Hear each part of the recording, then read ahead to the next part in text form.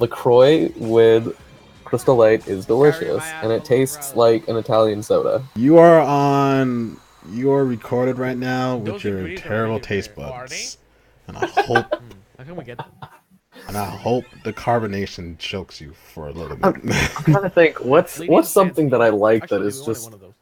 And then we got Royal unlikable. LaCroix, you dumbass. Epic Fantasy Hey. Super Limited. Literal millions of white girls can't be wrong. Yes, they can. Good lord. Oh wait. Did I accidentally? Oh no, she muted herself. You can Yeah, spawn she's your talking to spirits Max. close with L3, really. It's all L3. Oh, can you guys not hear me? Yeah. I was talking to myself the whole time. Yeah, you Oh were. yeah.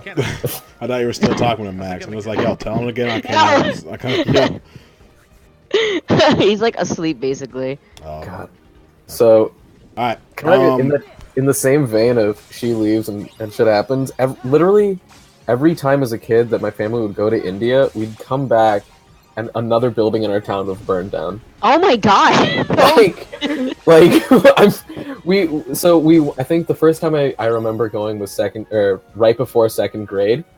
We come back and there was this kind of old wooden house The fuck? right at the corner outside a park. I was gone. Actually Next time we go back, there's one like a block away from that burned down. It's like, all right, something's That's something's up. insane. Where'd you guys go?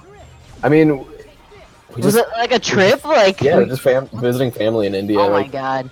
and when an Indian family goes back, we go back for like 6 weeks. Okay. We get like completely disconnected. Yeah, and then you guys come back and then you find out Donald Trump was elected. Oh, I mean, What a time I was to in be the alive. hospital when that happened. And I was just like, you have got to be kidding me. Oh my god, it's like a whole major change when you come back. I mean, 6 weeks is a long time. I'm Yeah, just no. back. I mean, apparently, like Some the recovery first- shit, and he's just like, God damn it. Yeah, the first time my parents went, they went for 3 months. Wow. Like That's my a lot. brother was 2 years old at the time. Oh fuck! I forgot I was supposed to mute Zero stream. Shit's in the What? background. He's just going hype right now, playing Kingdom Hearts. I totally forgot. Ooh, which Kingdom Hearts though? 3D. Oh, okay, okay. Yeah, he got done doing everything. Like the stream didn't want to watch him play Recoded. I don't blame him. So we like skipped through Recoded. Now he's playing Dreamed Out Distance, so he can get ready for Kingdom Hearts 3. You look at the elephant working. Do we have? Wait, is there an actual date on that yet?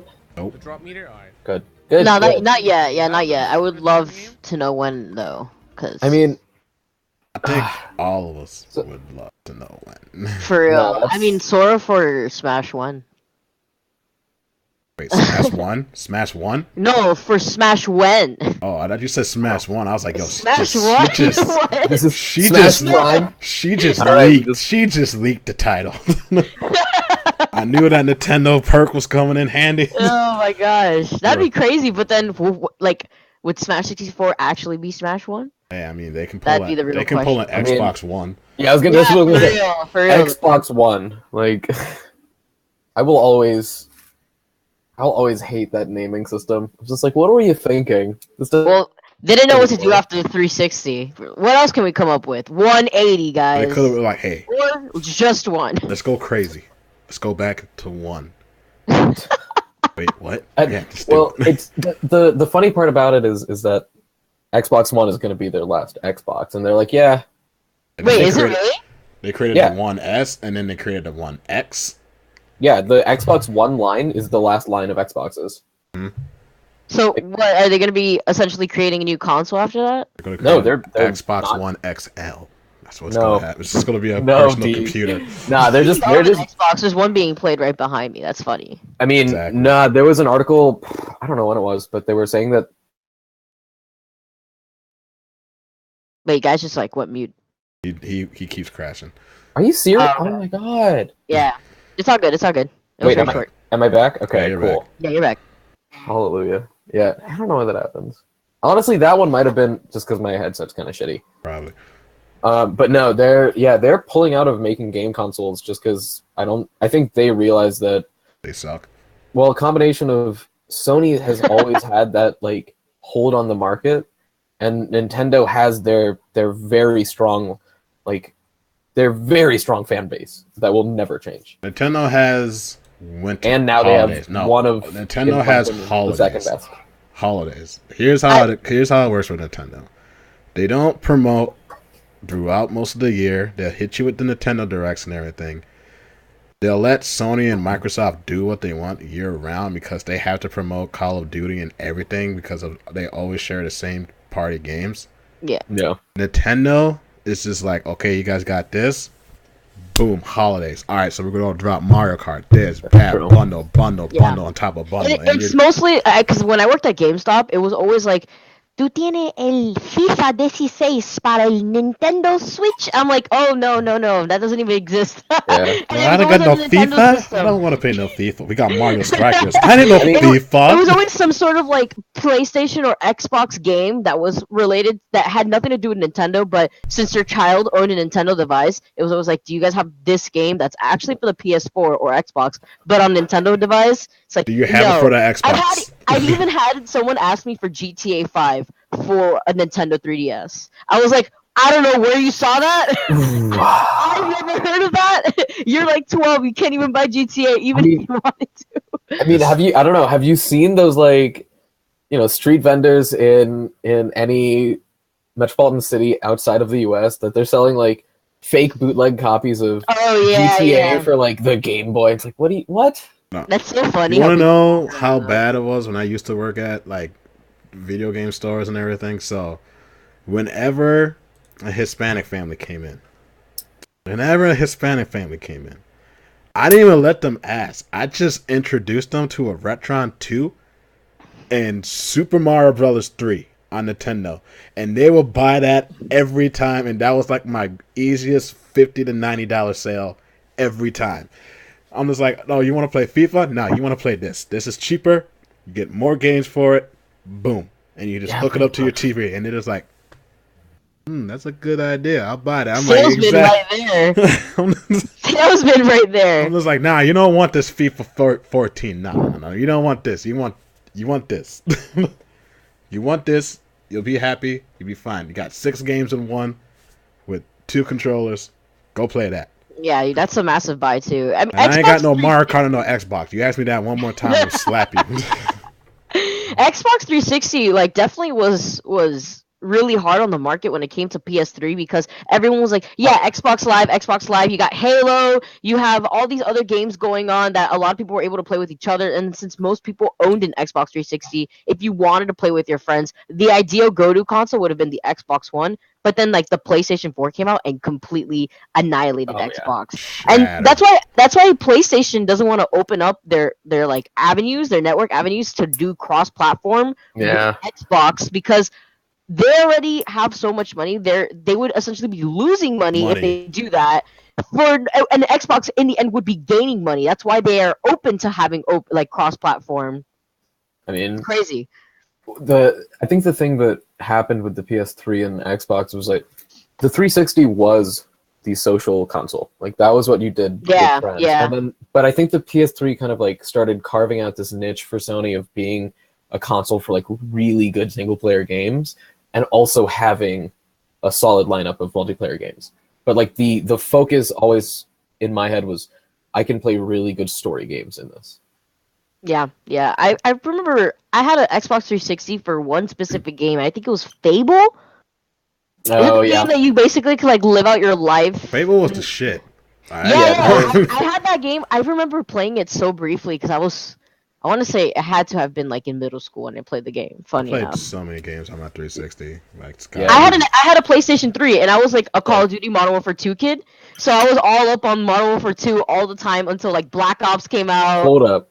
Okay, speaking of Modern Warfare 2, did you see the possible leak that they're A, remaking it, B, without multiplayer? Yeah, I heard about that, but that wouldn't make sense if they do that. Like that wouldn't make sense. I mean, I'm a terrible person. It's not even a remake anymore. Yeah, so I played the story for the first 2 missions just to play the airport mission, and then I didn't play the story, and I only played multiplayer. Yeah, multiplayer was like the shit on Modern Warfare 2. Like that's what it was. It was Yeah. always Modern. Like, all right, y'all remember when you would start off in the game and you could immediately noob across the map and guarantee 4 kills right off the start of Quarry? I remember that. Oh my perfectly. I was god! one of the trash players. I would Oh, I just do hate that you and get so away much. with it. Yep. At least I I mean- wouldn't run around with an intervention and just try to quick scope everybody. At least I would try to play the game with like trying to get the gold title for all the assault rifles, so that way I could get the cool skull gold title at the end. I'm totally clipping this No, part and just saying Vicky, pure scum right now. So, okay, hold up. I'm gonna take it a step beyond. I was a Riot Shield player. So I hate both of you. I hate both of you with a passion. What is wrong with you two? Oh wait! I would never. You'll love this story actually. So one time, me and a teammate, I actually got my tag from my friend who I lost a bet to in Modern Warfare 2, and me and this individual were doing Riot Shield classes on hardcore team deathmatch, and this one guy, our teammate, got a care package. So what we did was we surrounded our teammate with Riot Shields, and he couldn't get out, so he couldn't pick up his care package. So he knifed one of us, and it killed him since it was hardcore. So Right. friendly fire like ensured that he died immediately afterwards, and then we stole his care package. When he was spawning. Oh my god. Yeah, Those I are good think days. Those are good days. we are horrible people. Brent, what's the music for this week's episode? Pull up Emerald Rush by John Hopkins. Emerald Rush edit, because the full song is like 7 minutes. I just, yeah, I don't. Did you This just is like piggyback, pull that shit out of piggyback. your ass? I remember purposely trying to get the C4 title too. C4, Javelin, yeah, it was the worst. I was such a tryhard in that game though. It was always about the titles and the camels, getting the autumn camels for all the guns that you could get. Hey guys, I was like not. I didn't care at all. I just ran around hitting things and being an idiot. With the Riot Shield. Throw C4, blows up, and gets back in Riot Shield. Riot Shield on Rust is Yeah, is throwing god tier. knife, throwing knife, Riot Shield. Just climb all the way to the top of Rust, sit there with a Riot Shield, just wait. Someone comes up. That's why it would be such a tragedy if they just don't have multiplayer for the remake of Modern Warfare 2. Yeah. I saw that it was gonna be super cheap, like $20, and I was like, "Huh, that's really unusual." I mean, like, I think the not Advanced Warfare, the Modern Warfare Modern Warfare remake 1, was yeah. like 40, and I was like, "Oh, that makes sense because it has multiplayer and campaign." And now I'm hearing that it's just campaign. I'm like, "Oh, now that $20 is making a little bit more sense." But that is such a bad idea. That is such a bad idea. I guess the way they could market it is just to sell the multiplayer alone, but it's still like a better sale if they sell both together, because it's like, oh, I want to play multiplayer, I guess I have to buy the campaign with it. Yeah. So, I don't know what their play is. All right. Or maybe they're trying to sell it in a bundle with another new Call of Duty. That's what they do. Yeah, that sounds about right. Yeah, I haven't played since whatever the first Zombies was in. Black Op. No, wait, no. Modern Warfare? Yeah, Modern Warfare 2. No, 3. no, Yes, it was not. It was not in Modern Warfare 2. Nazi zombies. That was the first time that. No, that was in That was a mod in Modern Warfare 2 or 3. Well, I'm. What was I the didn't even know one about that. I didn't even know there was a mod in Modern Warfare 2 for zombies. fuck. What? That was amazing. I remember playing Michael Myers and stuff like that, but didn't know about the zombies. I remember shooting Nazi zombies. That's all I remember. But you Nazi know what? Zombies was in World at War. World at War, whatever. Yeah. That was the best one. Yeah. No, World at War. Modern Warfare 2 is still the best one. It was great, but Zombies was also really good. But I Zombies also was- love Zombies in Black Ops 1 because I love the German theater map. Obviously, the first one that you could play on. That was also pretty cool. I just liked how you could get the hidden Easter eggs and play. I forgot it was like, Bring Me 115. I think that's what the song was. Which was like the element chemical used in creating these crazy Nazi zombies, soldiers. All right. I feel like they were pulling from some like Wolfenstein storylines there. We can keep going with this, but first, it's time for the intro. Yeah, it's time, guys. Okay. Sweet. John Hopkins, ladies and gentlemen, Emma Rush. This is it's a new single. I've been binging it. Okay. All right, that's enough. What's up, everybody? Welcome to another episode of Mind Games. Last week we were kind of MIA because I had some internet issues and everything, but we're back. We're back, and this week we have VikkiKitty on. We're going to be talking about various topics with VikkiKitty, from Smash to her current professions and everything, and a lot of history going back. Vicky and I just go way back. Like, yeah, man, it's been since like the first event. I want to say since the first event that I started going on and competing for Smash Brothers.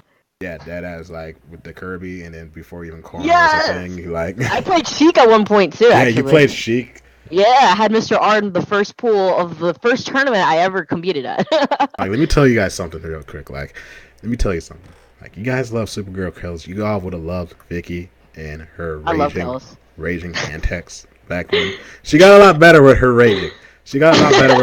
But, bruh, even if she didn't lose a stock, if she got hit, she would, like, slap her knee, bruh. Like, you would do like a knee jerk or like a facial jerk or something, and in the moment I get tilted easily. My mindset is fast. one of the most important things I've learned in playing Smash. Funny enough, like that's the one thing that kept me going and competing, because regardless if you lose or not, it's more of like a self-improvement type of thing where you kind of go into. It sounds like some Gandhi type of thing, but it's like you go into this meditation where like, okay, like obviously my mood is encouraging my opponent to continuously press buttons and get away with it. So what can I do to stop myself from getting tilted and slow down and relax?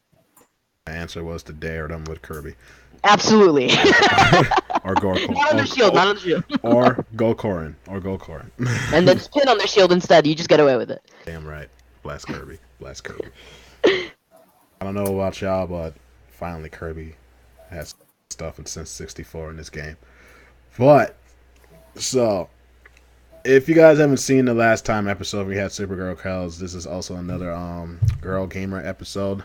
Girl Gamer, if you want to call it that.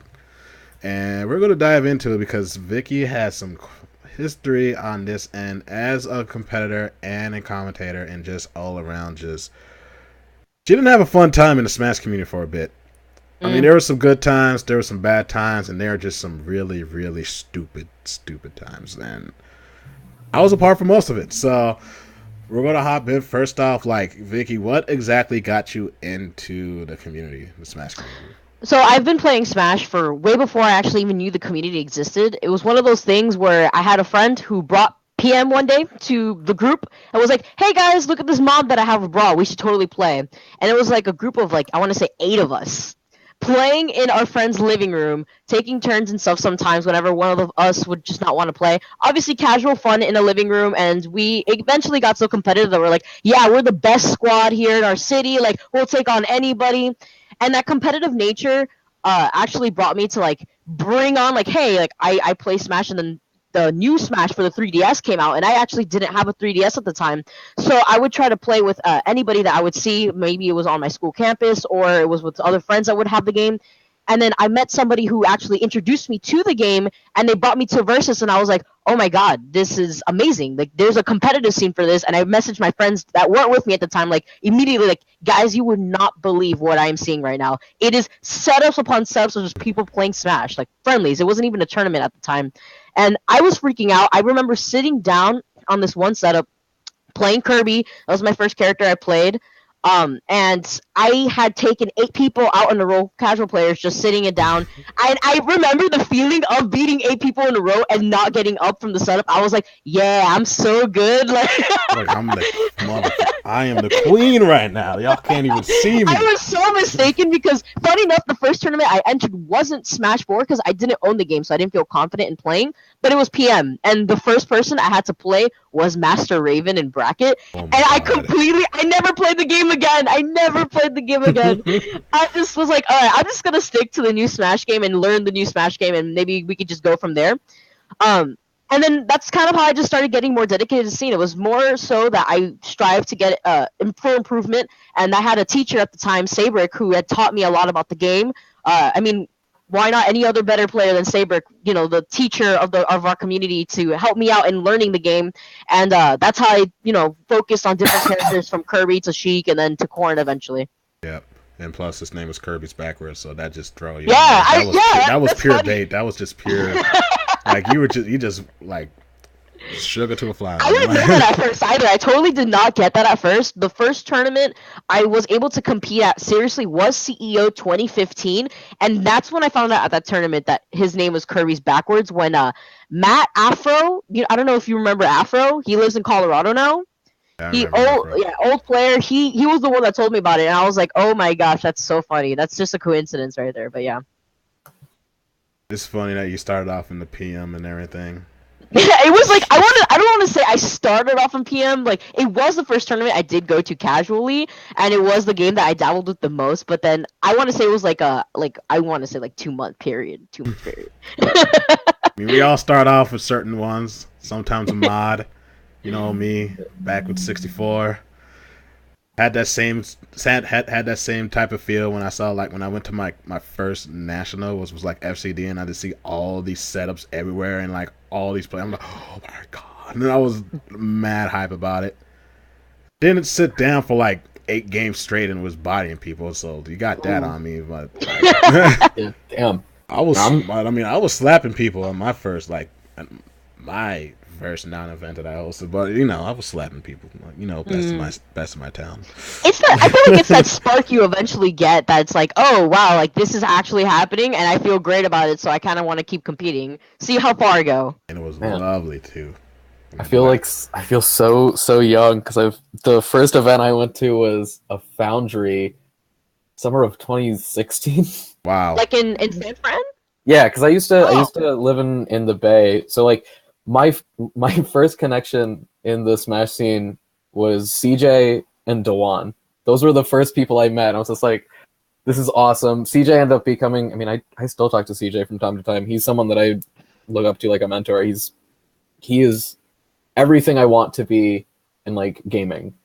And Dewan's just Dewan. He's Dewan's the homie, bro. Like I don't know how to describe him. He's the funniest dude. The nicest, funniest person. He's just an energetic, nice guy. That's how you guys. I don't know if I've met this person. You never met Shroom? I don't think so. I think he met Shroom. I've been at the Foundry, so if he lives within that area. You've been to majors where Shroom was at. Then maybe. I have to see a face. Black guy, I have really bad memory. super black guy with glasses, always smiling. He plays Sheik. You cannot give me that description. I'm like, I know you're from Florida, where most of them are all black as hell and everything, but Shroom.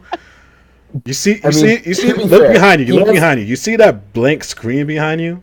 What blank? Oh, your TV screen. Just imagine that with glasses and a smile and everything, and just straight up like a body like a temple. I've never met him actually. I just saw a picture. No, I don't think I've ever met him. Really? That's crazy. Unreal. We're about to make that a thing one of these days. I swear to God. I'm like, yo, Shroom, this is your #1 fan right here. Like, watch him walk up to me and be like, Vicki, you don't remember me? I'm totally gonna have him do that. I'm totally gonna have him do that. No, I can see him doing it. The best part is, I'm gonna make him purposely do that to you. Just like, yo, Vicki, you don't remember me? Oh my God. So one time, the last time I saw him, he was in a Mario outfit. Really? So I'm just imagining him wearing that, and it's just imagining him like walking up, and I'm assuming you have no idea because he has this goofy ass mustache on, and he just gets all upset. Confusion arises. I love it.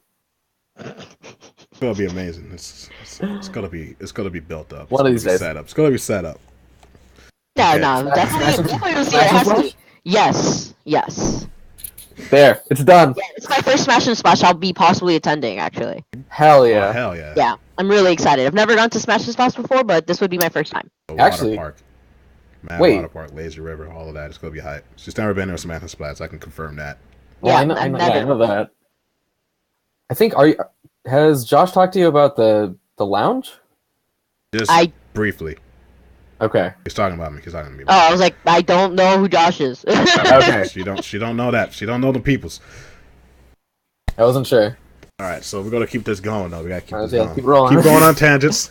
Going on tangents. This is what happens. This is what happens when you have homies on here. We did this with yeah, Zero as especially with Smash too. Like we were talking about how like we started out with Smash.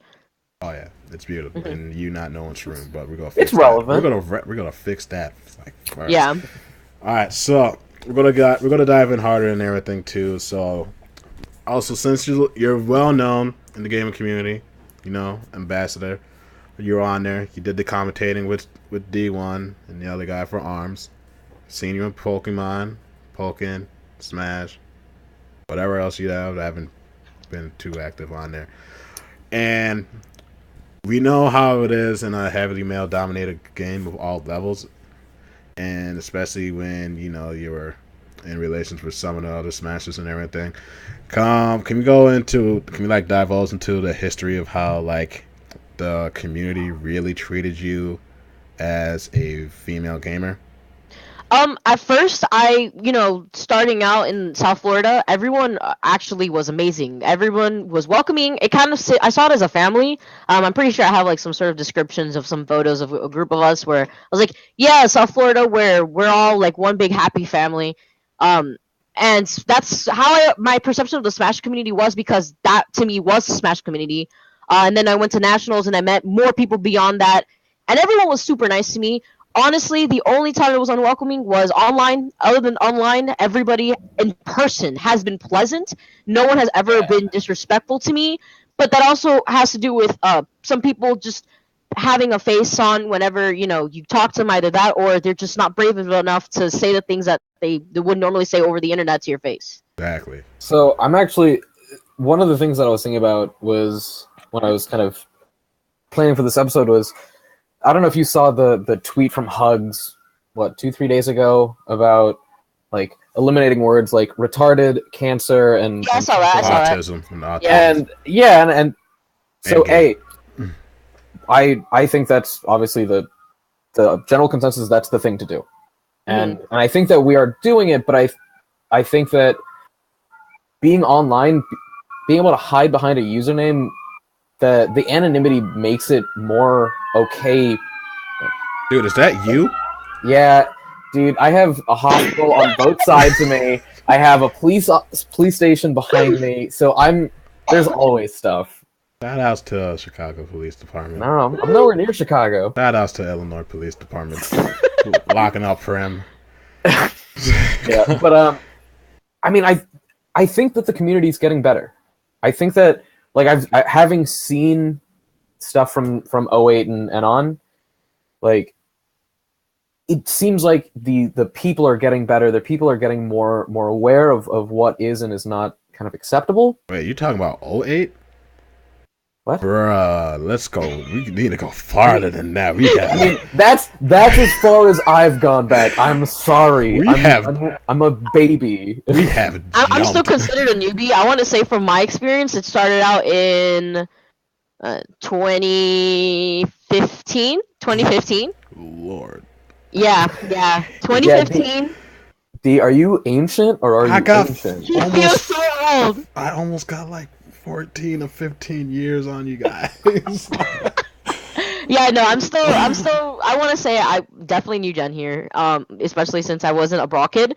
I played Brawl casually, but that doesn't count at all. But from my experience in that year period, I saw a drastic change between, I want to say 2015 and 2016. And just that year alone, I saw a huge change when esports started to kind of give us the spotlight, and everyone was like, guys, we need to actually like pick up our stuff and like behave. I mean, and I think D, you can probably speak to this the best, but would you say that one of the biggest turning points in terms of the growth of the Smash community is, at least like the growth of the maturity of the Smash community, was when we got back into Evo? Because I feel like that was one of those points where like, oh shit, we have to clean up our act and we have to really be the best community we can be. No, our biggest turn point was when we stopped saying get raped. Yeah, I heard about that actually. I heard about that. Yeah, I know some people were pushing for a while to stop that too when it was going on. Our biggest thing, and just about even in the combo videos back then, like some of them are gone now because the whole YouTube deleting super archaic videos and stuff. But there are some. I mean, obviously, if you don't know what DVR stood for back then, it's not important now. But they changed it up. It's no longer what it stands for. It used to be called Death by Rape. Wow, I had DVR, no idea. Yeah, DVR used to stand for Death by Rape. A lot of they didn't put the words in the comma videos, but obviously if you knew DVR, you knew what it was, and like they have transformed from that to a whole proper esports cleanup act, everything. Like they're the greatest organizations, one of the coolest, chillest people and everything.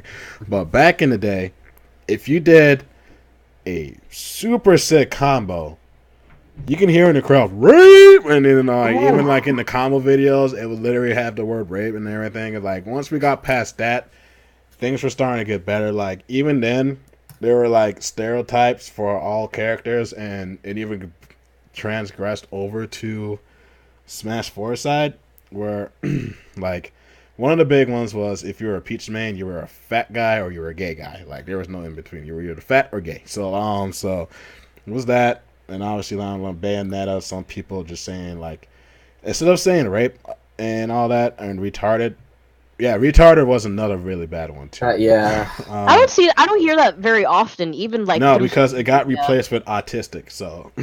I don't hear that often either, though, too. That started to die down. Autism. I definitely heard a lot of autistic or autism shit started to die down, especially, like, like when everyone found out like when King was like has Asperger's and everything, like they just started like just generalizing Smashers as autistic people and blah blah blah. I mean, even at Smash and Splash, I definitely heard a good handful of autistic or Spurg comments, and I'm like, you gotta be fucking kidding me. Yeah, what does like Spurg mean?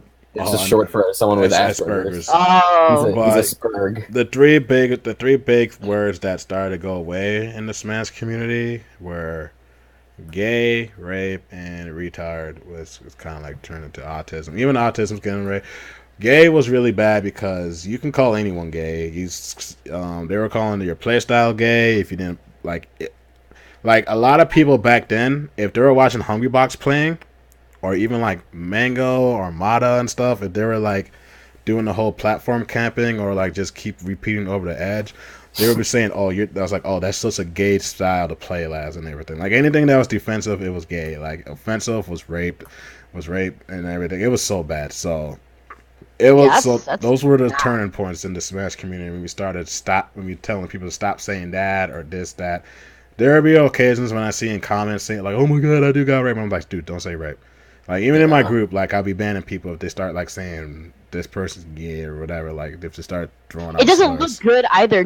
It's not even like yeah, ha ha ha. It's gaming lingo. Like we all say, we've been saying it forever. But regardless, right now. If you want to take this up into a serious level, you don't want to get that negative attention on your game. You don't want people to associate this one negative person to the entirety of the game and the community, because then it gives us a bad look. And it's like, no, we're not like that. But understand, like, one bad apple doesn't count for the rest. Yeah, and we have like terrible, bad apples and everything. Like, we got an orchid of that shit.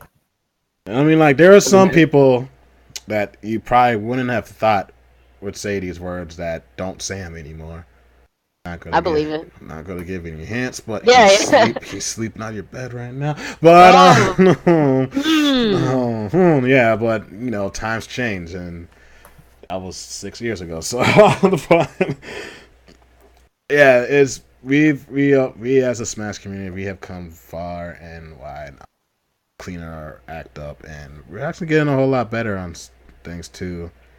Yeah, like what I said, Cravon, like autism has now become the new retarded, and even then, that's starting to slim down, and I don't know, they're probably going to come up with something else sooner or later. But also, the death threats. Cancer is still a cancer. A big Cancer one. is a big one. That one needs to go away. Nazi used to be one. Nazi used to be really? one. Yeah, Nazi used to be one. How would you use that in context, though, to fighting it? Fucking Nazi. That's all you got to say. That's all you had to say to somebody.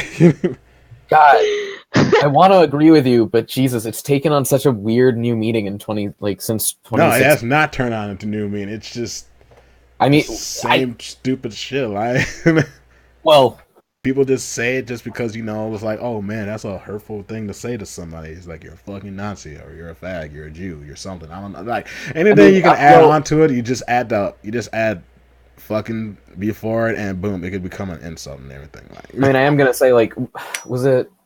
I want to say it was SGDQ 17. Someone wore a "Make America Great Again" hat on stream, and did they really? Yeah, dude, it's crazy. And, like, throughout the stream, there were a bunch of weird political plugs here and there. It gave the entire speedrunning community a bad name for a couple of days. It was something they had to deal with. Oh yeah, that's not good. And it was on the side of oh, you shouldn't be political, and all of the chat immediately responded with, "You're all Nazis." Just complete vitriol. Just bam. It's that again, I see how someone would use it in context because it's a political thing, but when walking up to someone saying, "Hey, you're a Nazi," it's like, yeah. If someone just came up to me and just said, "You're a Nazi," I'm like, wait, what? Like, do you not see who I am? Like, they hated me back then. Yeah, I kind of didn't get to win the medal. We won the medal. We never got the medal. I think the bad thing that's happening now that we shouldn't ignore is that now players are getting actual threats, death threats. Oh no, we're still getting death threats. Some characters Bayonetta. Exactly. That's definitely a thing that's happening now that I think is one of the biggest issues. Or Diddy Kong or Sheik. Yeah, you play a certain character and that automatically apparently means that you are obliged to get death threats. And that's not okay. I saw some stuff that people were saying to Zach, and it just was like, do you not know how old this individual is? Aside from the fact that some crazy stuff has been going on in the world lately, you can't play like that. Things like that aren't going to be taken lightly. Today with what happened in Austin, with what they just caught the guy and the guy ended up blowing himself up. You don't joke about some stuff like that. Ha ha ha! Why can't you just take a joke like it's video games? Take trash talk. No. You. It's this is my opinion. I'm like, that's not an opinion. That's a threat. Yeah. I guess that's an opinionated threat, but that's not even a term. Again, I think this is another thing of we're getting better about it. The moment someone said something in the, I don't remember which Evo revealed chat it was. Back in my day, it used to just be the TOs that got death threats, but now it's just players, and maybe not even players. Sometimes it could be spectators that something comes up about them, and it's it's really unfortunate. Actually, I've had my fair share of death threats too. Oh, I know. Yeah, trust me, I know. I have still screenshots of those death threats that we had to talk about that. We had to talk about those. We had to talk about some of those. Yeah, definitely. I think I could read them out if I could find them, but I would never forget. Yeah, it's definitely a thing that happens now, and it's behind closed doors. So unless you bring it up to light, no one is gonna know about it. But I'm glad that Captain Zach has told people yeah, this is kind of ridiculous. But I like how he seems. He portrays that he's unfazed by it, but at the same time, again, you don't know how people are out there in the world, especially with everything going on now. People somehow get influenced negatively, and you don't take things like that as a joke. I'm going to highlight exactly what you just said. If we don't bring light to these things, we're not going to deal with it. And that's in the Twitch chats where we have to monitor certain words and terms and phrases half the time. Whenever Vicki was commentating, it was fun times. But yeah, to be fair, I definitely don't. I hated thinking to myself that I was not. I know I wasn't, because it's a bad way to go think about it. But I felt more so like a burden to TOs, because it was damn man, they have to actually go a certain route whenever it came to me specifically. No one else that they had to hire. I was a problem in their lineup, in their staff, because I simply existed and I simply had to get on stream and I had to deal with it. If we didn't do anything immediately, Smash Twitter was all over it. Smash Twitter was all over why aren't they doing this for Vicki and blah? I was like, dude, we can't do it for every event. Some of us have to do something. The next thing you know, the moment she pops up, it's literally 10 World War III. That's one of the things that the Smash community has helped me grow. Aside from the whole mindset thing that we were talking about earlier when the stream had started, it's more so character development, and what I mean by that is I have developed this it feels like this immune wall to what people say to me over the internet, because it's to the point where I'm like, well, my resume looks way fatter than your entire life is probably going to ever look. So you could continue saying whatever you want, but at the end of the day, I'm going to get paid while you watch me. So it's like, who really here is the upset one? Because at this point, thinking that way, seeing my paycheck, I'm not going to get upset. All right, but let's be real on some of the occasions though. There were times when you and I had that when we had conversations. Yeah. Earlier on in the last year, you wanted to quit and everything. What actually changed? What actually like really changed your mind? Like you just realized that you actually getting the money piled up. It was well, aside, because money isn't like what drives me to do this, because it was always like, since I was a little kid, I've always loved playing. But it's more so that I did stop doing Smash for a long time. I want to say EVO was my last event for till the championship. That was my first event in doing anything for Smash in that long. And I started experimenting with other games. I did Overwatch. I did Amazon's Breakaway. I worked with different companies, and it even made my resume look even better for future events if Nintendo were to ever hire me again. And it helped me build some sort of, I guess you could say, self-esteem, where I'm just like, you know what? I love doing this, and I know I could do it with other games, and why can't I just do this for the one game that I started this in, which was Smash Brothers?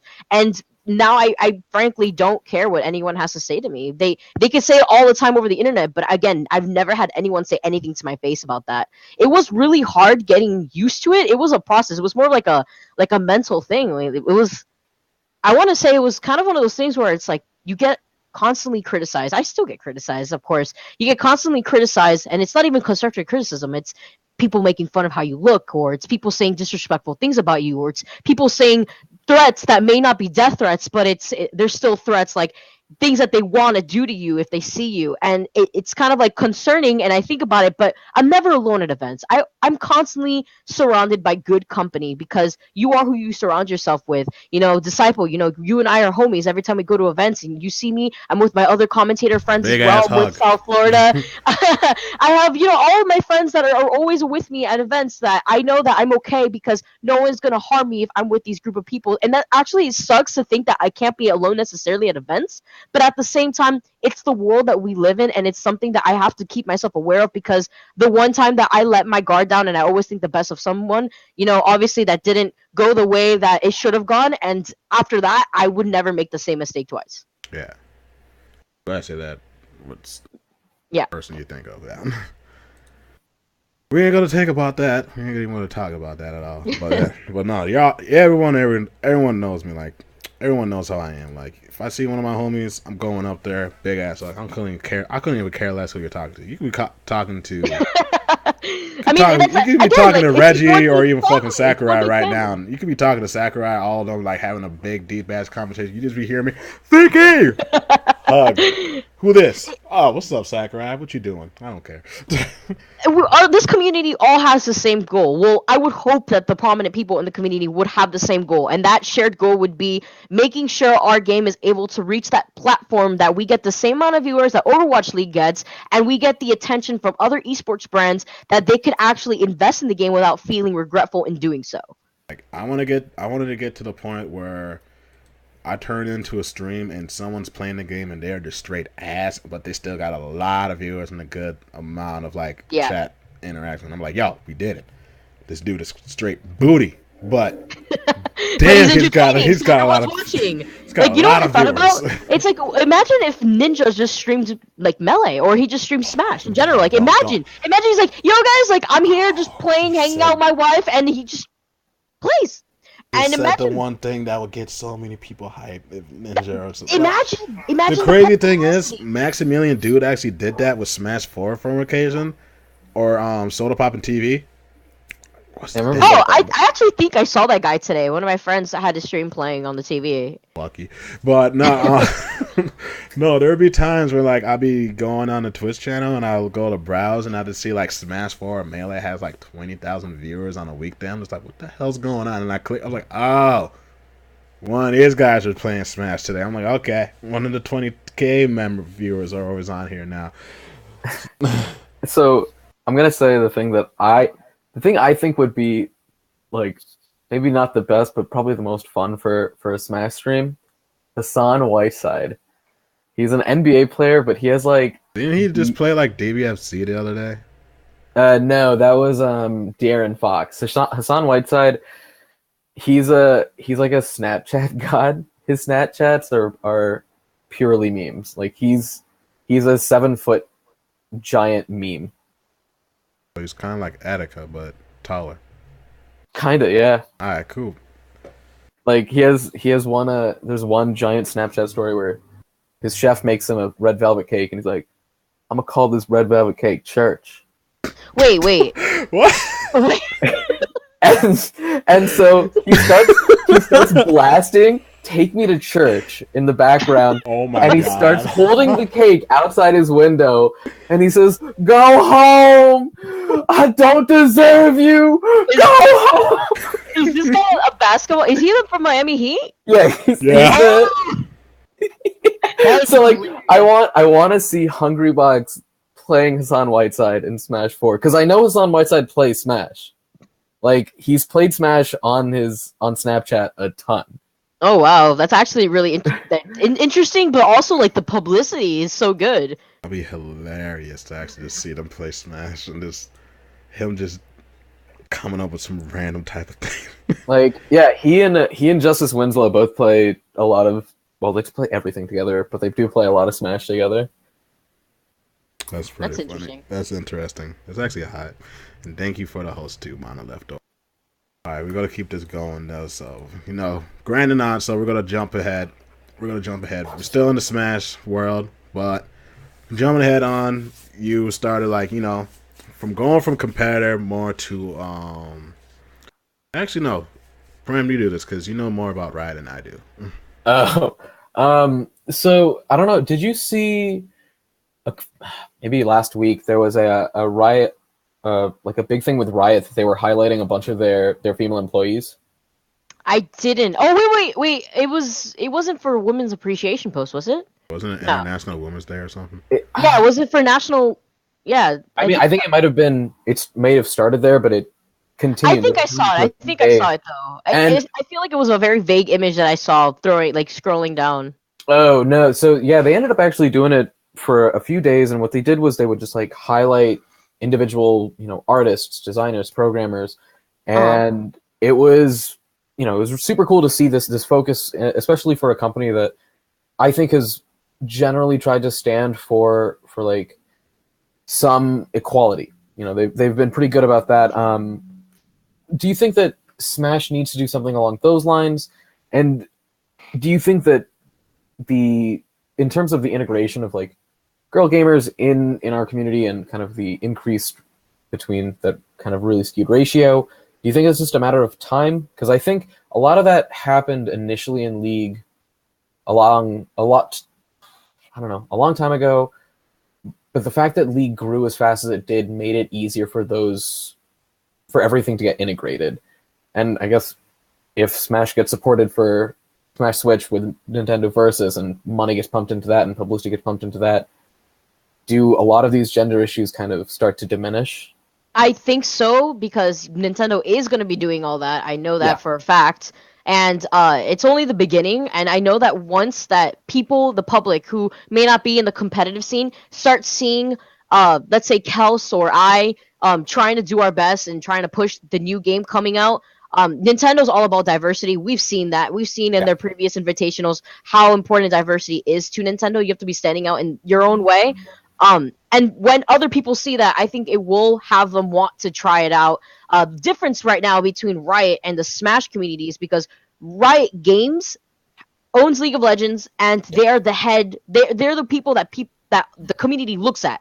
Yeah. Here in the Smash community, we don't necessarily have a company to look up to because Nintendo at the moment isn't playing their hand in the community. They have, they have their sponsored events where they have their name branded and they, talk about new and upcoming releases in their advertisements when those tournaments come around. But it's not necessarily where Nintendo's actively tweeting out like, hey guys, this is the members of the community, specifically these people, like, we appreciate blah blah blah. It's also a thing that we don't have that many women that do their own things in the community. Unfortunately, we have now that are growing, especially thanks to Smash Sisters, who have brought more women into the community, and now those women are kind of venturing off to see what they like most in the community. You have a lot of them, like Dea, I believe she's a TO.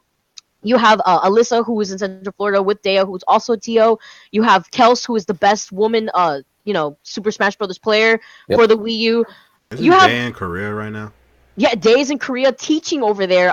So yeah, that's insane. That's insane. And I also want to see more Smash players from different nations come and participate for our events. And something that's going to happen that thanks to Nintendo is that exactly. And then thus having the potential of having more female players from different nations get involved in the community. You have players like Fua in Japan, who obviously has made waves in America. So stuff like that is something that we'll be seeing a lot more often when I think Nintendo does officially get involved with Smash. Yeah, no, I think Nintendo was sort of just playing their hand very cautiously and trying to kill a lot of birds with one stone, but I'm super excited for them to finally support Smash officially. Yeah, I'm so excited. The retweets are great, and the publicity kind of support is awesome. The biggest thing that excited me with Nintendo is when Nintendo Versus changed all of their stuff to Smash. Yes. And I was like, oh my god, we're finally going to get some light in this. Yeah. I was a Nintendo kid. That was the first game I've ever played. And it was because I want to say 4 years old at the time. My mom, she had me on her 21st birthday. So she was still young, going to college. So she would, So I have young parents. Both my parents are super young. My dad was also 21 at the time. They would drop me off at my grandma's house, who at the time my uncle was going to high school, so he had all his Nintendo systems laid out, and my grandma and I would play Mario Brothers. I would always be Luigi because I like the color green, and she was always Mario. And since I was a little kid growing up on that, I always thought to myself, yeah, this is definitely something I have to do. And then getting older, playing on PlayStation, like we were talking about earlier, constantly following a game, some single game, and if it wasn't Sony, it was always Nintendo. So it's always been something in my head that's like, this is something I want to do for the rest of my life because I love doing it. Exactly, and that's what I loved about it. Love that right now too. Hold on. I'm kind of upset because I heard Prem open up another LaCroix back there, so... No. No, but now I will. I don't know what you heard. Here, I'm going to do it right now. Man, God. Drinking that nasty-ass beverage on the show of the podcast with Vicki. What's wrong with you? LaCroix. What flavor is it? It don't even matter. It just tastes ass, booty, and cheeks. Oh, yeah. That's I love how he's slowly pouring it too. He is. I'm not even watching. I'm not even looking. It's just disgusting. I'm glad I have the camera locked on you and not him right now. So. Oh man. I'm telling you, LaCroix. So LaCroix is great because I like Coke because I like the fizz. And are you about to ask her if she likes LaCroix on the show right now? All right. No, I wasn't. But thoughts on LaCroix? I hate you. Oh man, I'm in a tough spot right now because I definitely love lemon LaCroix. Oh, it's so good. It's like lemon bubbly water. That's what I call it, bubbly water. Okay, I love bubbly water because I love soda for a long, especially high school. I used to eat so bad. My lunch every day, and I went to private school, mind you, so the food wasn't even bad, but since the food was always so expensive, I was like, I'm just gonna pocket this money that I would have for lunch and just get like Doritos and then let's say Coca-Cola, and that was what I lived off of for like 3 years when I was in high school. Last year I was like, all right, I definitely need to like look good in prom, so I'm gonna start losing weight and just eat salad for the whole year. Oh my god. That's what I did. But because of that, it was mostly the Coca-Cola where I would stop drinking Coke and I would get withdrawals, like caffeine withdrawals. And it would get like shaky withdrawals too. So then I was like, I need to substitute something that would give me the same satisfaction that Coca-Cola gives me without the caffeine. So bubbly water was my go-to. Yeah, because the reason I don't like Pepsi is because it's not fizzy enough and it's too sweet. Yeah, it is really sweet. Like when I get the chance, I dilute my Coke with seltzer. Oh my god. What's That's wrong with funny. you? That's funny, actually. I've never tried that before. It's great because it's just like, all right, it's not so sweet, still nice and fizzy, it's perfect. So you can be a hater all you want, but I'm telling you, this is judging. Is shit. I'm judging hard. Who are you? Who does this? Dilute soda with bubbly water. I love it. Exactly. Like, what the? I'm gonna dilute this with some more bubbly. It's too sweet for me. I need that right kind of fizz. You know what I'm saying? I mean, okay, yeah. You're talking to a dude. When I drink like the most bitter beers. I drink my coffee black. I like 90% dark chocolate. So sweet is dark not my chocolate's thing. pretty good. I was about to say, you're talking like normal talk now. Like, come on, man. Everyone drinks some bitter beer. Sweet is not my thing. So I'm more than happy to get rid of sweet. Clearly, sweet's not your thing, like. But you know what else is sweet? Some of these questions right now. So let's get back onto the sweetness going on. So, yo, Vicky, any girl, what the hell am I saying? Girl gamers that you looked up to while you were growing into the community? To help you grow into who you are today. I want to say. Alright, so I wasn't really fluent with the gaming community at all because I didn't really know the competitive scene. I'm not even just regarding in Smash. I'm talking about anything. I wasn't big on League. The only other game that I got as big with Smash was Overwatch, and that came after I was involved with Smash Brothers. So I never really followed other esports until recently when I started realizing how important esports was now, especially with my interest. So I didn't really have a someone that I looked up to because I felt like I was treading on new waters alone, actually. So it was more so like I had to do everything alone. I feel like you were kind of like way late for the whole Milk Tea wave and Princess, all of them. Like, I didn't know who Milk Tea was until I found out Milk Tea reached out to me asking if I was ever interested in working with Nintendo at one point, and I was like, well, I love Smash Brothers, and that's the one game that I love to commentate, so I would love to work with Nintendo. Let's well, what are they interested in doing? And she didn't have the information at the time. She was just asking a genuine question, and then I found out later on when I first had my event with Nintendo. I want to say in 2016. For San Diego Comic-Con, I had worked with Logic to do the 12 and unders tournament for Smash Brothers. I remember that. Yeah, that was the first time I've ever worked with Smash. I'm sorry, for Nintendo. That super intro level commentating that a bunch of you guys did, and I'm just like, oh, this is so adorable. It was so cute. It was also so hard though because they told us like, yeah, you can't go into depth about like how certain mechanics work in the game because sometimes general viewers just won't understand. So I was like, all right, can I talk about what you guys had a layman's term that so hard, and it was just hilarious because while you guys were doing it, the chat were just all actual smashers in there, and we're just all like, why the hell are they talking so basic and everything? I'm the one that's like understanding it, and it was just hilarious because I'm just like, Nintendo does know that we have 12 to 13-year-olds that play this game like super competitively, right? Like, I mean, do you guys actually did you watch League World Championships? I think that was season 2. Yeah, I was about to say season 2. Yeah. When BBC 2 actually they got one of the old League casters to do a beginner's commentator.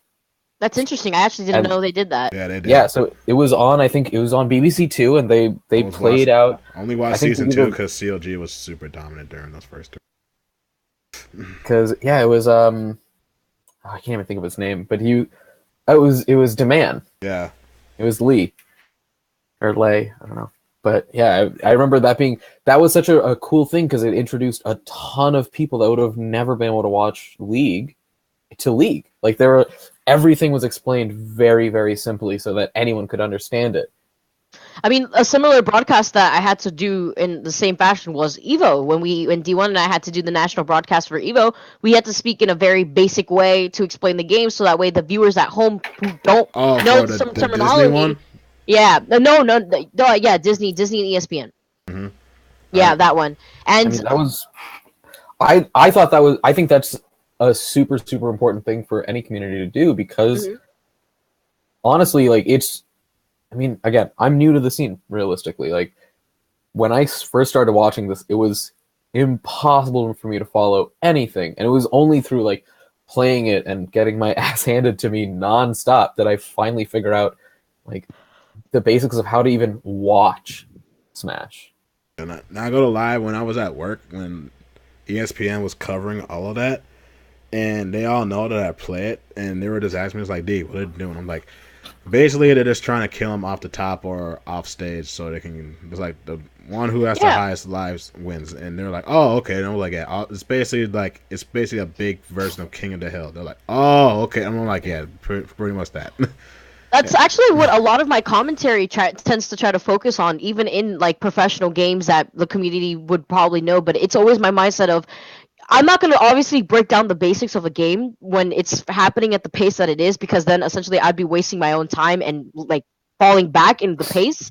But it's more so like you have to call out things, even if the combos are basic combos that anyone can learn, because maybe the viewers at home aren't people that regularly watch Smash. Maybe they're people that, celebrities are like, huh, this looks really cool. Let me check this out. I have absolutely no idea what's happening, but that girl said that this is a combo, so at least I know that if this person does it again, it's a combo. Like, oh my god, this character can hit him 3 times in the air with one move. I'm like, yep, pretty much. Like, oh, that's great, that's broken. I'm like, that's how Rick Fox got into it. Son drags him along to some tournament, and Rick Fox is like, oh shit, this is A, awesome, B, a great investment opportunity. Like, yeah. This is a guy that, he had no idea. He still barely knows how to use a computer. Yeah. But, like, this is weird. I mean, he's doing some of the best stuff. He was on Black Entertainment Television and everything, but he doesn't know how to use a computer and all that, bro. Like, and I mean, because of things like that, we have Shaq streaming with Nairo. We've got Shaq's been known how to do a lot of things, though. Shaq's he's a DJ. He had a rap album when he came out. I didn't know that. That's actually really cool. Yeah, he's a DJ. Hold up. No. Shaq has 3 rap albums from the 90s, and they're honestly pretty solid albums. Like, he has features with Doc? Fife. But he's got like features with Fife Dog and like, who else on those features? He has A Tribe Called Quest. He's got Jay-Z. I want to say he had a track with DMX. But he's a solid rapper. He's also a police officer. DJ. He's a police officer. He has a PhD in early stayed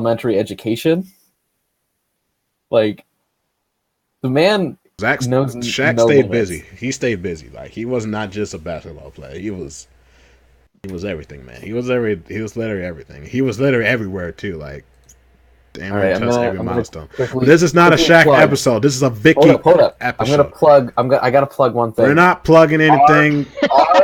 Our Shaq holding things. It's literally all it sounds like, and it's incredible. If you haven't seen our Shaq holding things on Reddit, you're missing out. All right, moving on. As I was saying, we're not plugging anything anymore. The only thing we're going to be plugging is about Vicki. This is the VikkiKitty episode, not the Shaq episode. Shaq is pretty cool, though. He is pretty cool. I ain't going to lie. For the Miami Heat. Yeah, exactly. I am from Miami. Come on. He played for the Magic. He made Nestle Crunch popular. All right, you made a candy bar popular. You live in the world, bro. Like, he was Kazam. He was also a genie. All right, he's Robin Williams status. Yeah, he's definitely an icon. A very, very big icon. Well, we also have another icon, VikkiKitty, for everyone that's listening to this podcast episode right now. So we're going to keep going with more questions.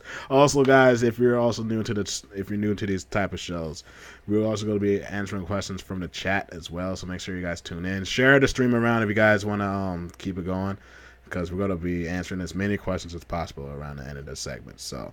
But we'll keep going. Prem, I know you got some more other questions that you want to ask her too, so hell yeah.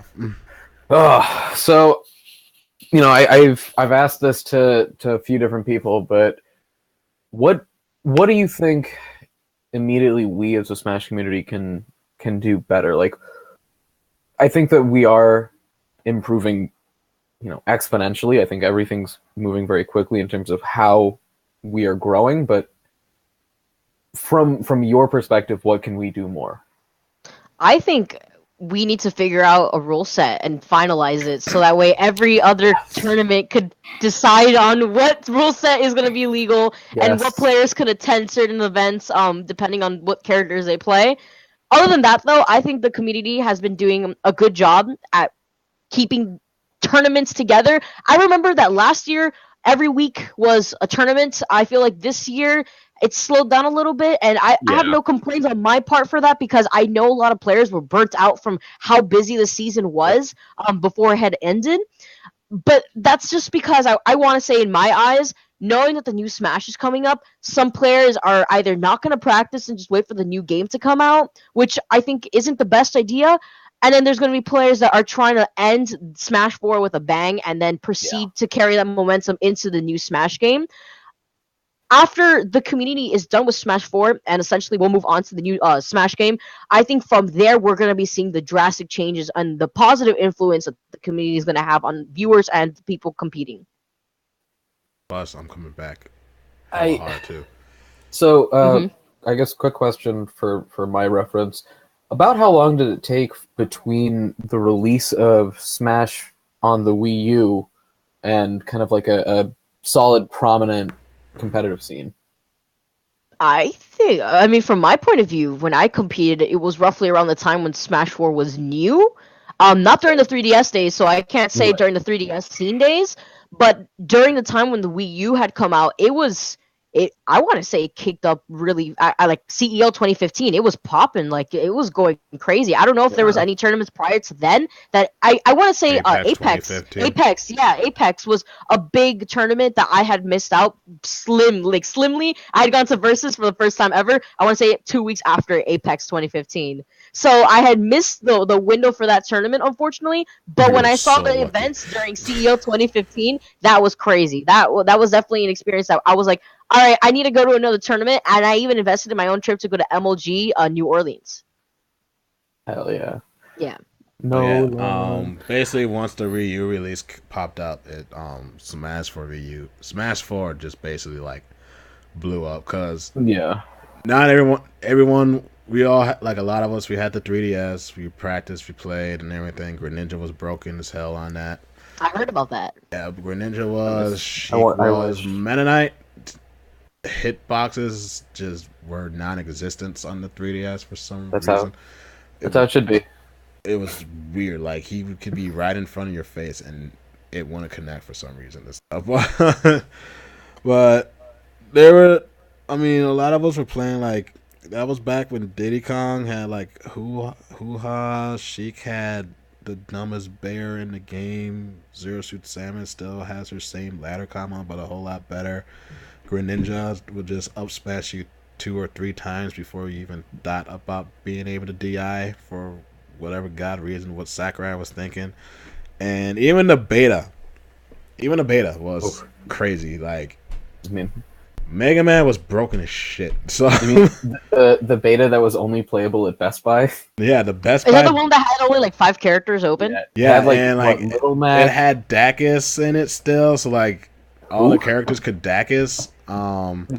Mega Man's Leaf Shield came out on frame 1. His down smash hit you 3 times, and if all 3 connected, it was like 72% damage. But no, because I know a lot of us were waiting for the Wii U version to come out because 3DS was starting to get really stale because all you had to do, since we didn't want to work on a control. A lot of us worked on the controls a lot, but it was getting so defensive that we would just camp around the edges and everything. And we were just all just waiting for the Wii U to drop. And once that did, it like Smash blew up so fast, and everyone or anyone was just playing that game that you could just think of and stuff. It was a great time. Even on the 3DS, people, like, a lot of people were playing, and like to this day, I still get like people requesting if they can play on their 3DSs or not, if there could be a 3DS tournament and stuff. And I feel like that's one of the things that Smash in the community, the competitive community as a whole, the one thing that we need to do better is we need to stop casting aside the other games just because another game came out. I agree. I think that's the one thing Smash players have a tendency of doing when Nintendo talks about a game that happens to not be Smash. Like at the end of the day, it's like, yeah, we had Smash 4 for the 3DS, but in the same token, it's still Smash 4. It's just not on a console. Like if you ask like a bunch of the players, like, hey man, you want to play? It's like, what do you think about doing Smash on the 3DS? And everyone was like, no. Like even TOs were just like, no, I don't want to do this. Like, no. I'm like, well, I want to bring in numbers. Yeah, I think it's the fact that some people were so okay. It's like the best description I could call it is like baseball, American baseball, American baseball. It's just baseball. It's baseball, like where I was like, what? Where people just don't want to change the rules because it's a bunch of old people that are behind. Like, hey, this is our roots, and we don't want to change the rules, but it's getting stale, but we don't care because people still buy our tickets. It's something similar to that where you guys have been playing on a game controller for so long. The idea of having to forcibly play on a 3DS for every single tournament or having that as the rule set, it seems so alien to people that are just not they don't want to be open to it. So it's kind of like, nah, if you want to compete, you got to bring a game controller. Although I still have seen people bring 3DSs to events to compete. Like when I used to TO, I always allowed it. I just allowed it. The only thing that I didn't allow was the Pro controller. No, the pad. Oh, yeah. How do you even use that? And people will use it as the controller, like you only. But it doesn't only work interact with other consoles. They only interact with one. You can't have like two pads on the same console. That was the only issue. Oh, okay. But the funny thing is about the GameCube controllers and the Switch. The GameCube controller registers as a Pro controller, and the Pro controllers all have digital input and not analog input. Wait, for real? I didn't know that. Yeah, so like if you play like Brawl Out, it registers it as a Pro controller, which has digital input. So if you wave dashed in that game, all you had to do was just hold the analog stick horizontal, and you could just press both buttons at the same time, and you would just wave dash perfectly across the stage. Oh wow, that's actually really interesting. Yeah. I did not know that. That's important, actually. Yeah, so it's kind of going to be interesting when like Smash on the Switch is going to come out, because it's going to be played as a digital input type game. So controllers are going to be really demanding, and they should not limit controllers just to one type of controller, because I'm just like, no, at the end of the day, it's a Pro controller. So if someone wants to play with the pad or even the Joy-Cons or something, they're going to have to do that. Yeah, that's interesting. Do you think that, I mean, do you think we can use GameCube controllers, though, on the Switch? Yeah. That's going to be interesting. I play GameCube. I play a lot of games with GameCube controller. You can play games. How do you do it? Is there like an adapter? You just use the same adapter that you use. You can put it onto the Switch. Yeah, they added support for that, a few months ago, right? Mm-hmm. Oh, I'm new to this. Yeah, they added support for the GameCube adapter, which everyone's like, "Oh my god, they've announced Smash!" And it's like, hold up. I'm like, no, Brawl Out, fam, and then Brawl Out came out. Literally, it's just a GameCube controller. Remember, there's a different console that uses the GameCube and has a ton of games that aren't Smash. There's a lot of games that aren't Smash. Let's be real. The GameCube console was so good. Yep. I mean, I had so many games for that console, and the thing was durable as fuck. Yeah, I actually, something had happened to I had the original blue one that came with the blue GameCube controller, and it also came with Indigo one. Which one? Indigo, the purple one. Yeah, that one, and it came with the copy of the Legend of Zelda Master Series, where it had every single Legend of Zelda game, and including the 10-minute demo of Wind Waker before Wind Waker had even come out. I looked it up actually to see how much that same disc that had all the Zelda games in it, how much it is on eBay. It's like $200-$400. It's insane. I have like 3 of them. So oh my god, it's still one of my favorite discs that I've ever played because I love the Zelda games. But I remember playing actually getting that first GameCube, and something happened to that one where I think something went wrong with the power cord, and I don't know, it corrupted the GameCube when you unplugged the power cord while the GameCube was on, and it messed up my GameCube. So I actually ended up getting a new one. I got the silver one. and I thought I was so fresh because I had the silver GameCube controller. Oh, the platinum ones were the best, dog. Yeah, that one. That whole 2K platinum, because to celebrate Smash, that's when the platinums came out, the black ones too, and all that.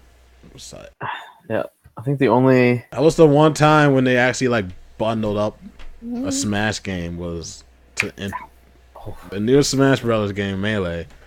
And if you got this system, it came with the game and stuff like that. Even Mario Kart like had bundles too. It was sick.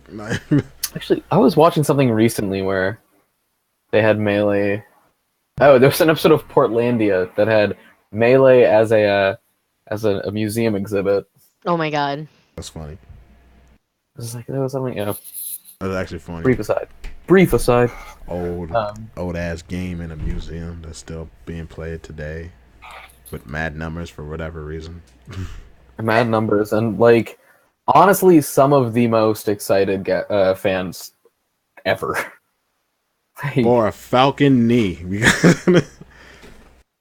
Hell, I mean, you could just you could literally just have subliminal flashes of Mango's face on a screen, and the crowd would lose their mind. Shoutouts to Mighty Key for making that evil video. I remember that. Mango Nation, Fox McCloud. Mango Nation, Fox McCloud. All right, but no. All right, let's talk more about Smash Switch.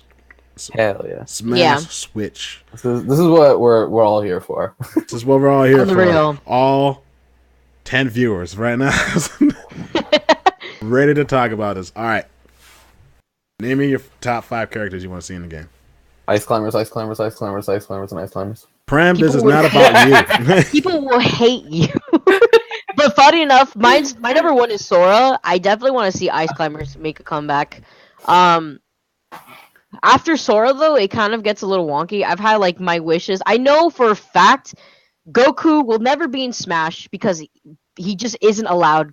It's something that has to do with the company. It has to do with, like, only characters that own their own video game. So Goku is technically from the anime, regardless of the games that they have for Dragon Ball. His focus is from the anime. Same with Naruto. Naruto would never be in Smash. Someone in my chat clip this because I'm gonna post this in my Smash discussion group because everyone thinks Goku's gonna be in or Naruto. And I'm just gonna tell them like, no. I've asked this question before. So the examples that I was given was characters like Nathan Drake from Uncharted would be allowed into Smash because he is his own character in his own game. Crash, Snake made it in. How did? That was a gift. Damn it, that was a gift. Don't ask how. We have examples like Barrow, Cloud. I mean, who would even think that Ryu and Cloud would be in our game? Yeah, I wanted Kid Goku in the game. That would be crazy. Like, if they end up doing something like that, then everything I was told was a lie. But if they stick with what they said, it was more so that they can't do that because it's not a video game-focused character. They don't have their own game. They're part of their own show.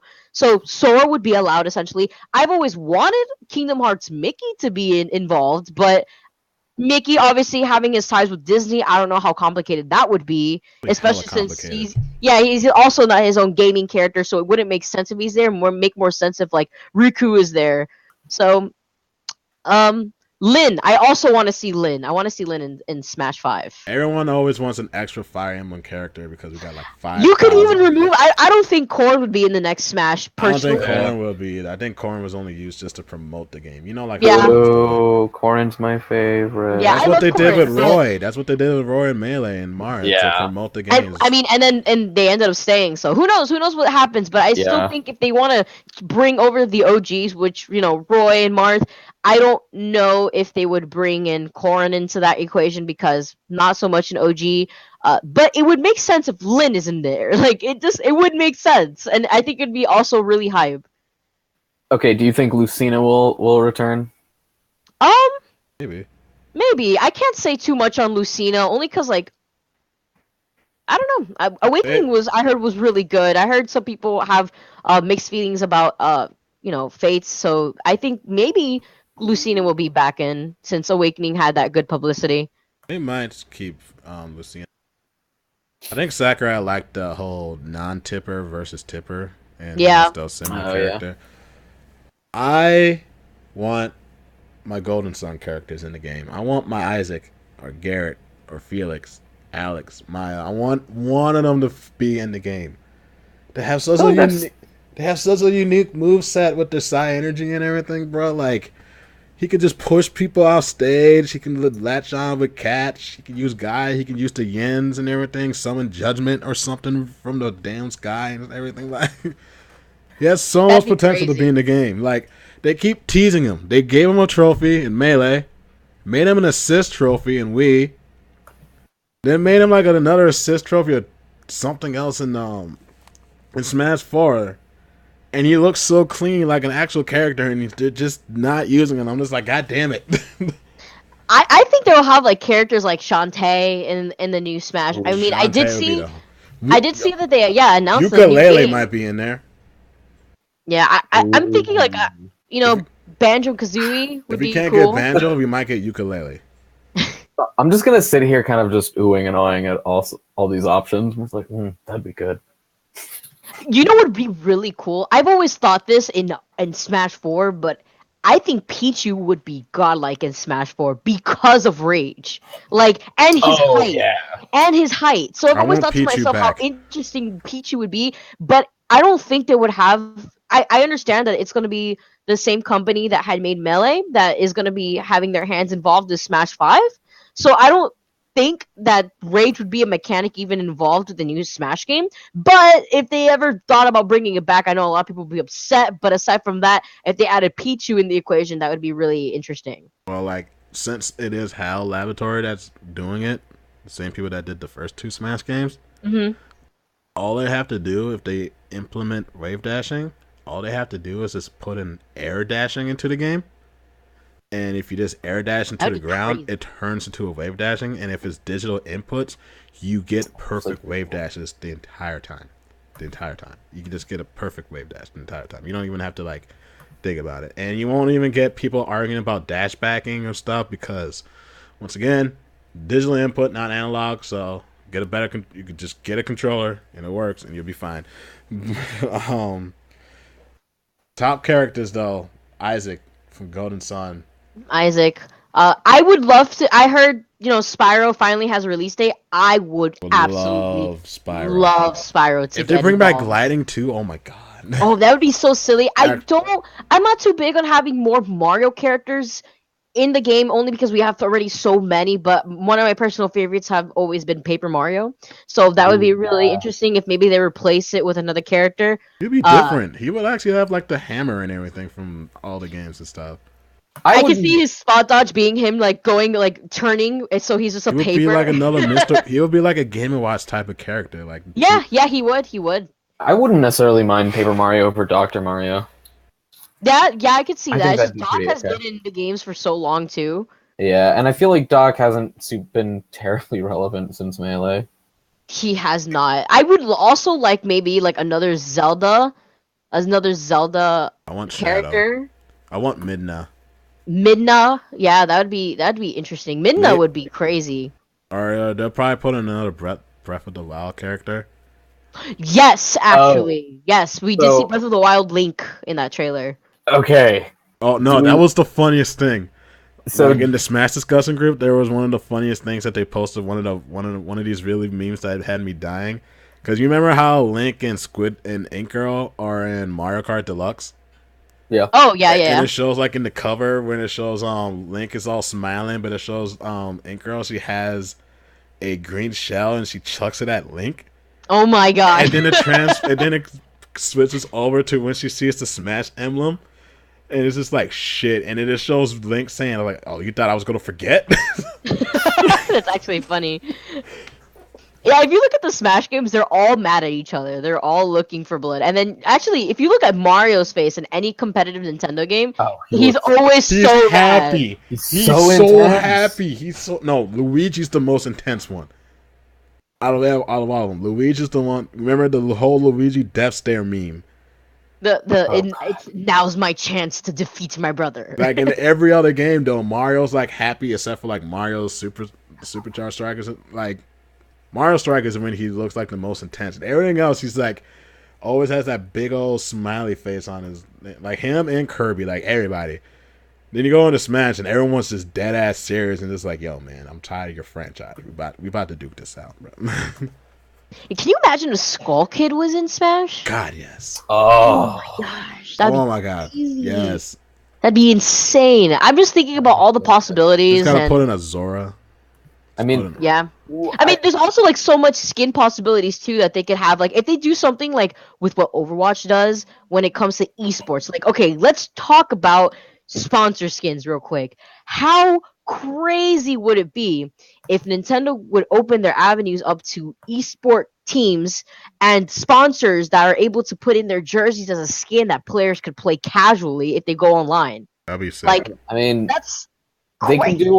could do what Rocket League did and have the team flags, so you can buy the team flags and some of the money goes to that team.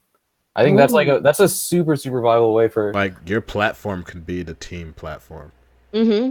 Like, That'd be insane. Your respawn platform, like that could be a 2GG specific one. I mean, 2GG did that for a little bit. They had like you with have the mods. Yeah, with the mods. Then you get in trouble for that. But yeah. Because it's not legally distributed by Nintendo. But if they were to ever consider something like that, I feel like they'd be rolling in cash just because of the profit you could be making off of so many different skins from different characters that you play. Yep. Agreed. So little stuff like that I would like to see, and maybe in the multiplayer screen for the Nintendo Switch, if they could like provide a link to any major event that could possibly be going on that weekend, like, hey, check out the most recent tournament going on for Super Smash Brothers 5 or some shit. You know what's Pokemon I want to see come back? Squirtle. That'd be cool. That'd be interesting if they brought back different like the Pokemon trainer. Cineroar. Put in a Cineroar. Put in a wrestling Pokemon. I mean, or they would probably bring back the new gen Pokemon to like advertise maybe like a new Pokemon game. I mean, I know they're not going to bring back Greninja, but I wish they would bring back Greninja. They might. Greninja's super popular still. Yeah, he is. Especially since he was like the icon with Ash. Greninja is literally Lucario and Pikachu icon. Like, if there's a mascot in Japan with a Greninja mascot, he's forever branded in the Pokemon world as one of the favorites. Yeah. Especially after he lost, he was should have won that damn fuck. Or we could possibly see like Peach getting switched out for Daisy. I think that would be really interesting. You know, free my girl Daisy. What's wrong? Daisy's Armada he wouldn't even have to play the game. He would just be like, no. And they, I'm sorry. We're sorry. We're sorry. My Peach away? I'm not playing this game. He will make a YouTube video. He would make a YouTube video saying, "It's like, I'm never playing this game again. They took away my Peach. They took away my Peach. They put in Daisy. I'm so mad. This is unacceptable." I mean, I know they've also been like dabbling with Minecraft, and they've been dabbling with Undertale. I know is going to be coming out for the Switch. It just seems so far-fetched that maybe those characters would get it in the game before characters that are obviously Nintendo Party, which I think if Nintendo's stuck with a Nintendo-only roster, yes, it would take away from the excitement that you get from seeing Cloud and, fighting Ryu on stream, but it would also give them the opportunity to actually extend, like, without thinking about the copyrights of music and stuff like that involved from other companies, that they could kind of like, hey guys, we could push this game to the full extent without thinking about any liability issues from other companies. Yeah. Put in more Kong characters too. Donkey Kong characters. Yeah. Free my girl. Dixie Kong. About to say free my girl. Yeah. Dixie. Dixie and Tiny. Oh, you know what? I think Kong. they need to bring back. They need to bring back the main character from Quest 64. Everyone talks about that character. What character? From Quest 64. Did you ever play Quest 64? I don't think so. No. You gotta look into it. It's really. But he pretty much reminds me of Isaac from Golden Sun. But I'm looking at him right now. Yeah, it does. Yeah, actually. yeah, I was about to say he just makes me think of Isaac and all of them. Oh, he's adorable. Yeah, exactly. Just put in Isaac. Yeah, we're good. I'll take what else? The graphics actually look really good for this game. That game was amazing. Yeah, Quest 64. I played it with a friend of mine, and that game's super good. Put in James Bond from Golden. I did play that game though. Give him like the golden gun as a smash ball transformation. Oh my gosh. Just one Oh, that's shots another everybody. thing. Imagine if the characters could use their smash ball moves, but it's like charged as a bar instead of having to hit the ball. I don't know. That'd be That'd be cool. And actually then like sick. the little sign would be the smash ball. Because that is the icon for Smash Brothers, so you can't just take that out, you know? I don't know. There's a lot of things like because it's not a Bandai Namco game, so it has to be a new game, or else it just has to be. No, one of my members actually showed me like this interesting concept. Okay, so you know how in Smash 4, you know like how the emblem was where the flames were inside the Smash emblem? Mm-hmm. But now those Oh, flames have yeah. overrolled this have like seeped out of the emblem and everything.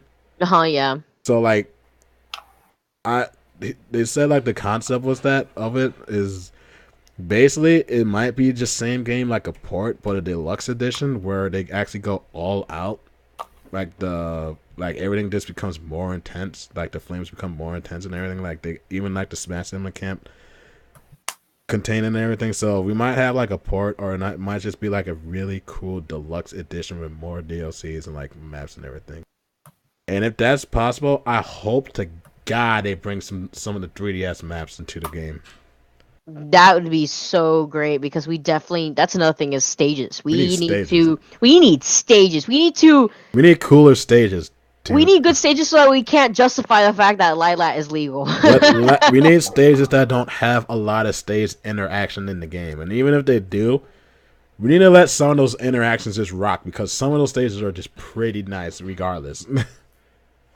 Yeah. Regardless of the interaction that happens. Like, yeah, you know, Magic Kant has, you know, the defender coming in and fighting if you hit him and stuff. But at the end of the day, that stage is beautiful. Or even like, damn it, what's the region? What's the French region in Pokemon X and Y? What was it called again? The French Oh, region? The French. They were in Oh. France.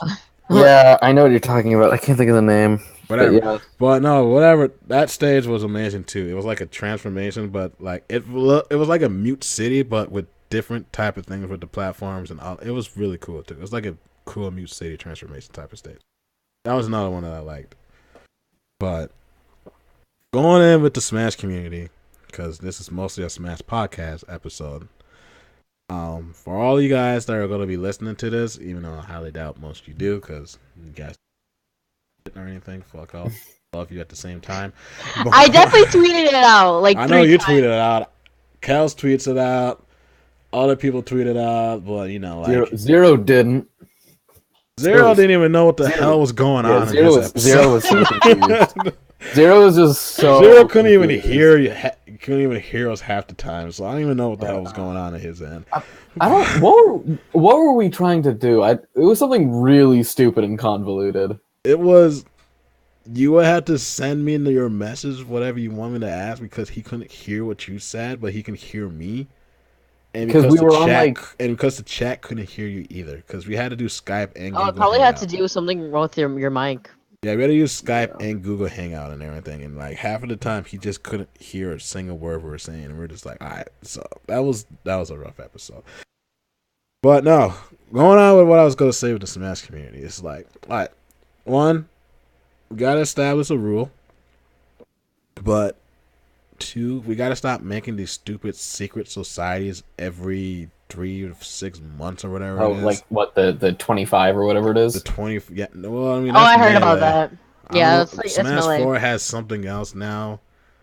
I'm not in it, so you know, because like once I realize I'm not in it, I realize I am not relevant apparently. So, oh my gosh, no, it's more so like I want to say I don't even know what happens behind closed doors like that.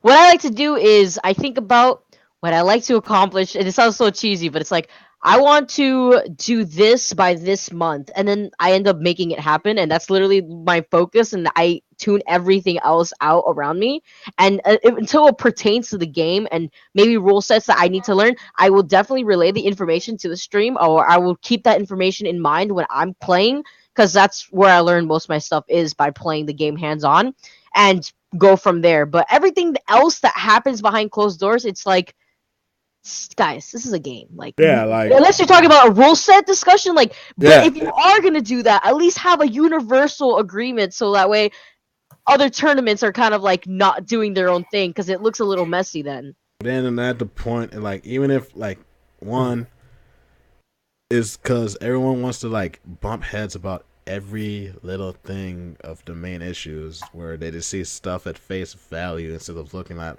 a bigger picture. Like overall, like the longevity, like it got to like for like literally like biggest example was Apex 2015 was the first Smash major ever for Smash 4. I was He like, literally would have if we had gotten our way, Smash today would have been played with 3 stocks. Oh man. We actually wanted to do 3 stocks at Apex 2015, and then but because we were bumping heads with the other TL, we decided just for the sake, just to get the damn rule set in stone, to do 2 stocks. Interesting. So is that why we play on 2 stocks today? Yeah, we let the Mies rock too that tournament because like because everyone was upset about me brawlers down throw the up B kill for I can't remember I think it was up B2 or something like that, but it was basically if you do like one of the certain hitboxes, it was a guaranteed kill no matter what your percent was. And so many people were mad at us about it, but at the end of the day, when they realized like the people that were there didn't even like get into top 8, even using the me brawler cheese and stuff. But there is just so many things like because back in the day when Apex was like the first tournament, like the first major all the time every year because it was in January. So a lot of other events will follow suit because they're like, okay, let's just go with the Apex rule set, and then eventually, yeah, and they stick with the same rule set. Yeah, and like it would usually stick, and then eventually, like someone would change it up. That was what I felt like because I felt like if we actually did 3 stocks that day, that event, things would have been different. Things would have been different. Like we would not. It's like we would have Texas at our events. We will literally have more Texas Smashers at our events. The only reason why we don't have that many Texas Smashers is because Texas stuck with 3 stocks. With 3 stock, yeah. I know. oh, yeah. What I think it should be determined is I think you should grab a pool of different people that play a role in the community significantly. You got the players, you have the top players, you got the tournament organizers, potentially commentators since they're analysts technically.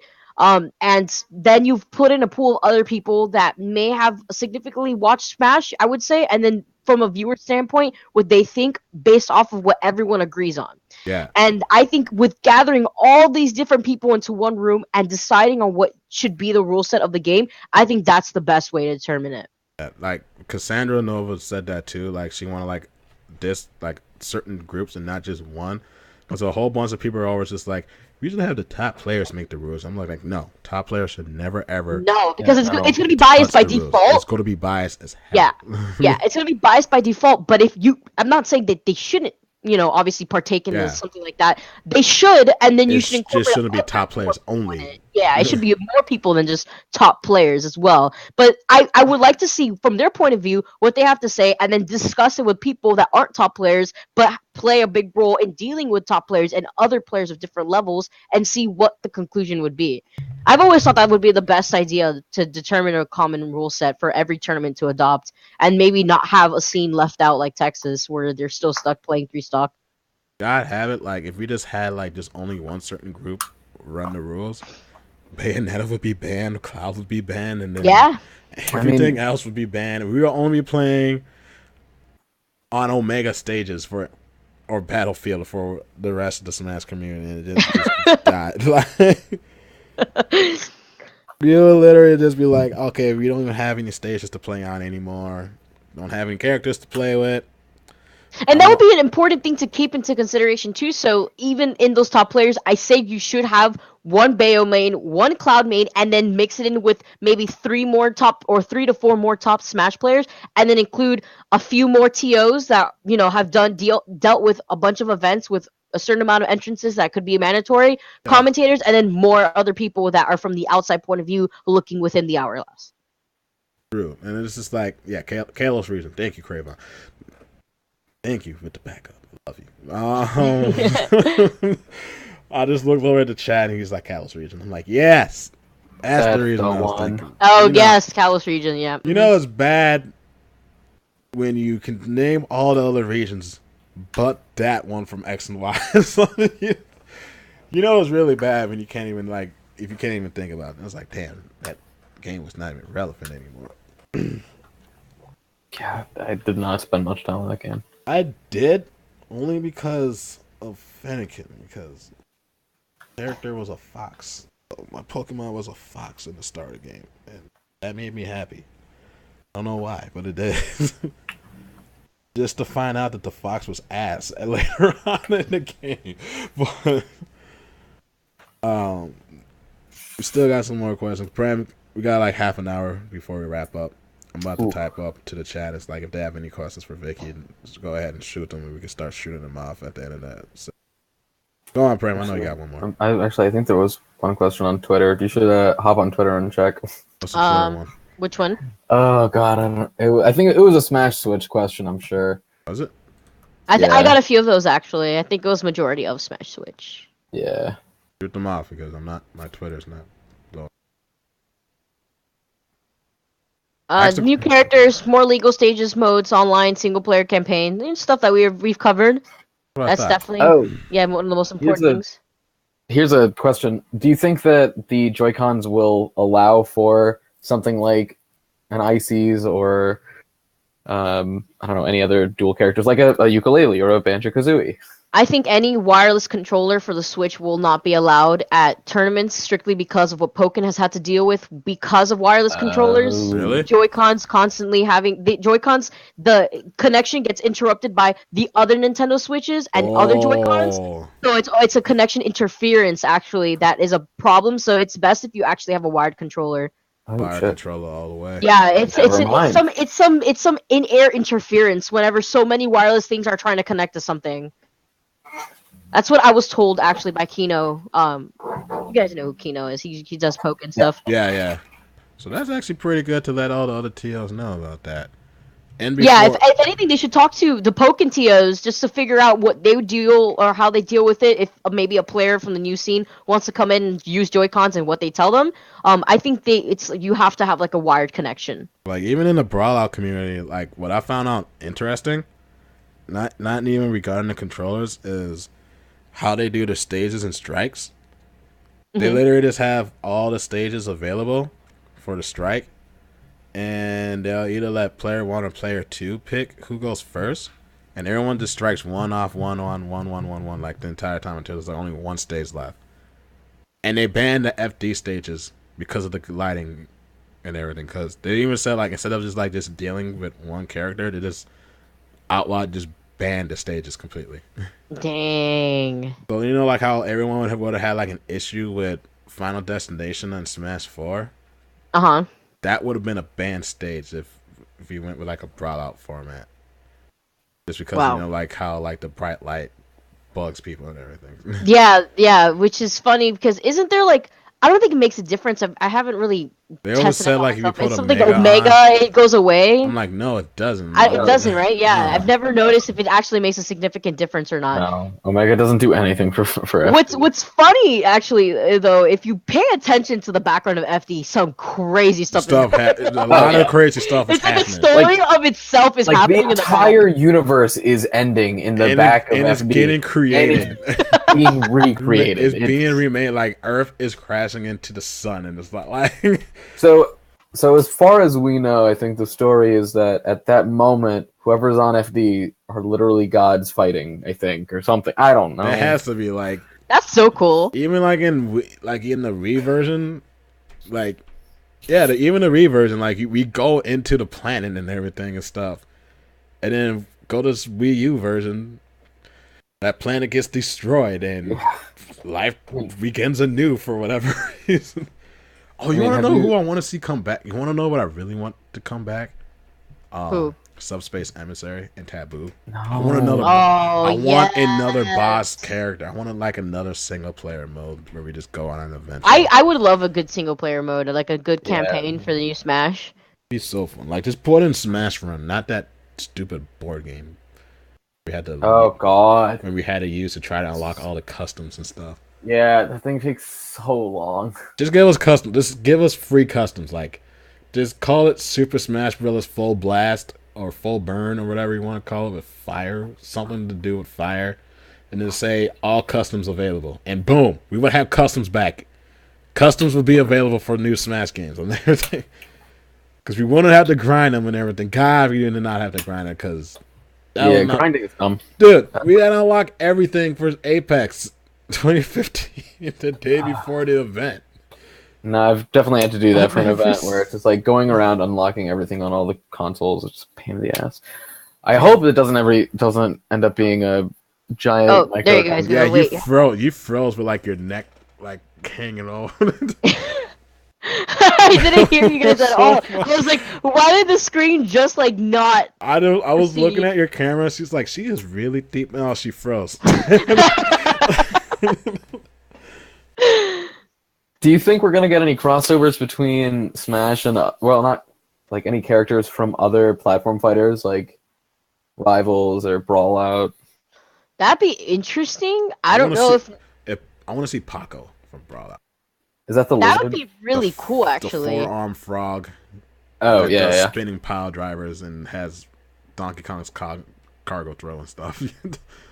Yeah, I mean, no, I think there's a lot of really cool character design in those games, and I think because they were made with Smash players in mind, I think it's not out of the realm of possibility. Thinking of icons and Rivals that happen. Yeah, it would all have to deal with like how Nintendo is gonna be approaching it. Like depending on, I mean, it's on the Switch. It's very possible. Yeah, Like almost anything's possible now with the Switch. because See again, all the lineups we got. Like, watch, we're gonna have a Dragon Ball. We're gonna have a Dovahkiin in the game. Oh my god, I literally thought about that before. I literally thought about that. If you can charge his Fusroda or his Neutral B, like if you hold it longer, it just goes from level 1 to level 3. Oh my god, I will be. How would he even be designed? Like, would he have the usual like helmet with the horns and stuff? It has to be like... the helmet with the horns and everything. He would be a Nord. Oh my gosh! Did you know I actually Nord. wanted to change my tag to Dova at one point? Dova girl. I literally was gonna have it to Dova, D-O-V-A, literally just like that. You because know how I many people would just thought you were thinking about Diva, and like I'll be like, I know, and I Skyrim actually knows. thought about this before when Skyrim was announced for. the Switch. I want to say no for PS4. That's when I was like, I need to change my tag. I need to change it to Dova. I dedicated so much time to Skyrim on like 5 different systems. I have a problem. yeah, Definitely had a problem when it came to Skyrim. Skyrim was one of those games Aaron and that I you have that played. problem. I just, okay. I gotta ask, what's the game you've bought more times than your Skyrim. Yeah, Skyrim and Call of Duty. Skyrim. Those Melee. two. Skyrim? Yeah, for me, it's The Last of Us. I've bought that game. That game is so good. I bought that game 3 Yeah. times. I have 5 copies of that game, and one of them is the post-pandemic edition Oh that my is God. still Oh. unopened. And that thing, I bought it for like $400. It's worth $5,000 now. Yeah, no, that game is probably one of the best games that Naughty Yeah. Dog has ever created. No, one of the best games, period, out of the No, market. it is for People me. say that game is overhyped because everyone's like, No. yeah, it's so crazy, but it's a reason why it got so much good publicity. Yeah. Like that game is actually one of the best games I've ever played story-wise. That was one of the first games.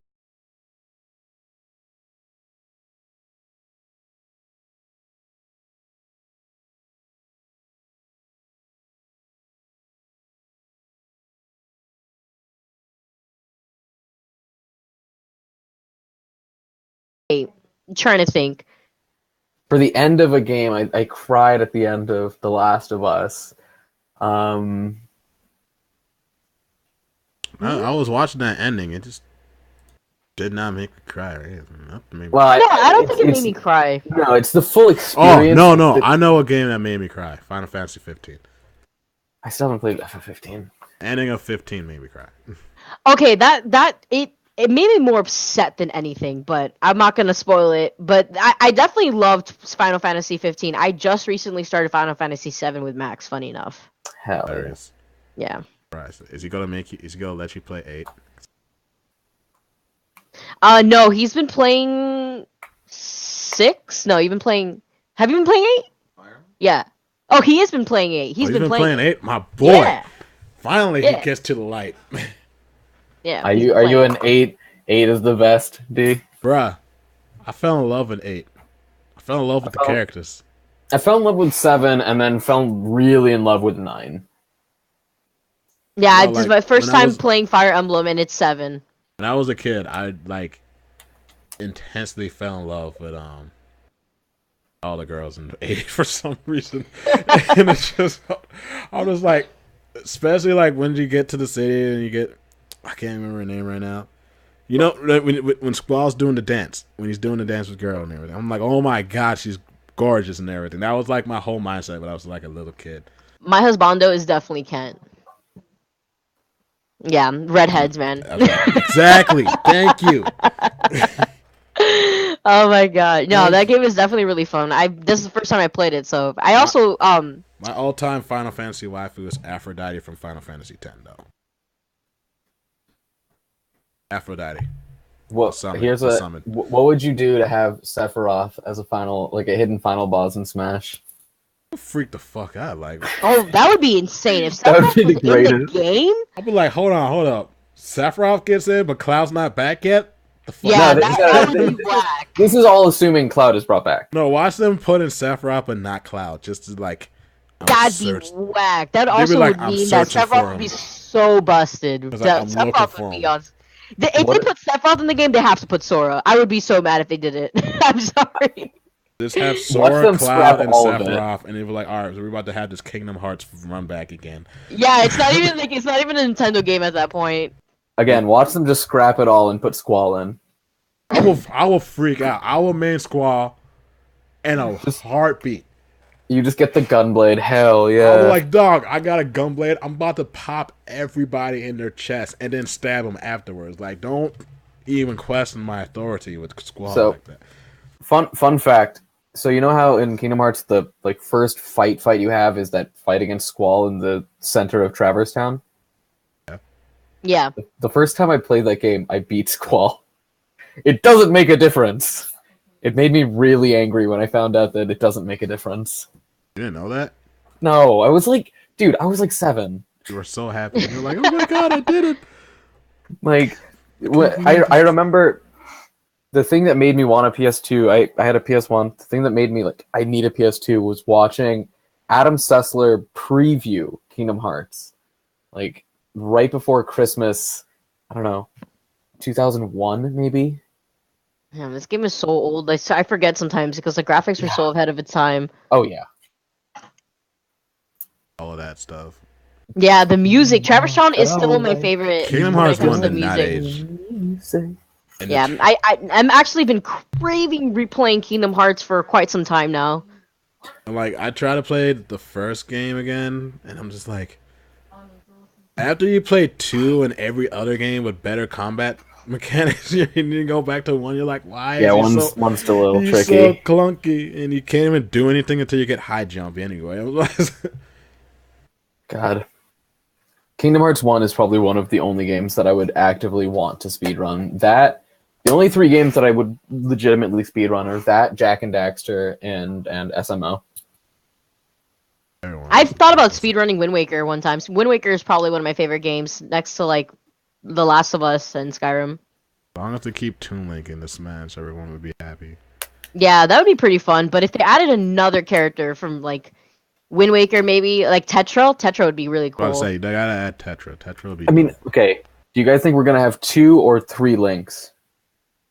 Probably like 2. Probably 2. See, I think 3 would be good. No, because if we're gonna get Breath of the Wild Link, and we all already talked about how broken he is. Because if they give him his dodge mechanic, that's another witch time. Yeah, that's true. That is another witch time. I mean, Jesus, just imagine if they give Bayonetta dodge offset. Like, but it's even a worse. It's even like a upgraded version of witch time because that sword hurts when he hits you with a sword. Like, Link always has strong knockback. Think about Link with Witch Time, and then he just hit you with like a smash attack or a dash. You better be slow. You still better be slow. Or it could be a skin again. Like, we don't even know yet. But I don't see Link having 3 variations and Mario only having 2. Yeah, right? Yeah, that's very true. So, like, Mario, if Dr. Mario is involved, maybe they'll do, like, Mario and Paper Mario, or stick with the same old Mario and Dr. Mario's definitely going to be in Smash. Or they're putting, like, a Hyrule. No, they're not. They're gonna scrap having Mario and Smash completely. No, they definitely will never do that. Like, oh my gosh. That wouldn't be Nintendo. Super Luigi Smash. It's just like, gonna be... The name Brothers are in the name, or in the name Yeah, of the game. it's just gonna be a bunch of different versions of Luigi, all with different... It's gonna be like Kirby, but it's just Luigi wearing different hats. Oh my god! Be that when he was a villain. Mario Odyssey, though. Alex, if you're listening, yeah, Mario Odyssey. I think that's gonna be the new. That's gonna be the new Mario too. Yeah, I think so too. Pretty sure that's gonna be the new Mario with the hat. I'm gonna be more scared of Up Smash than ever before. Oh dear lord! It's gonna be scared of that damn ghost like taking over my body or something, and then getting an Up Smash or something. He just make you SD. He controls your character so you can just run off stage. You're so cool. Oh my gosh, I would totally do that. I will be so mad. We're like, why did they make this a normal attack and not a not a Smash Bros special or something? Yeah, that would have to be some sort of special because that would be busted. That would be so busted. broken. Dude, even his recovery options would be like great. Like if they added where you toss it and jump off your hat, jump off the hat and he just bounces off. Oh my god! Like dear lord, Mario would never die. Like you would have to be really, really bad. I with would Mario. probably play Mario first if the game came out like that. It would be the one time where Mario's like absolutely top tier, just because he now can recover anywhere in the finally, world. Our iconic character is good. I mean, yeah, right. Like finally, Link. But he'll be the best one. Like finally, Link and Mario are finally good, and their fighting franchise that has the name Brothers in it. Luigi, on the other hand, nah. Poor guy never gets the spotlight. Luigi's great. Just like, gotta get the good RNG. Like we have Donkey Kong's deadly cargo up throw up air in this version. Now it's time for Mario to have something other than just up smash. Like just make Mario broken for like 3 days and then nerf the shit out of him. That's another thing I think that they'll be doing is constantly updating the game. Yeah. I think it keeps the game healthy, keeps the game interesting, and it has more people inclined to continually play it. But it also takes like 5,000 years just for any type of update just to be on Nintendo. Well, I think Smash will actually get a different treatment.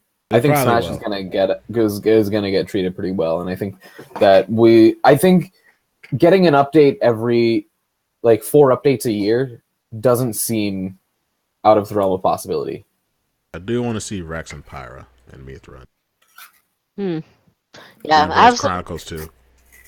I have some speculation as to like the characters that could be in the game, and I already know like I need more the players. They already have decided on the players that are gonna be at E3.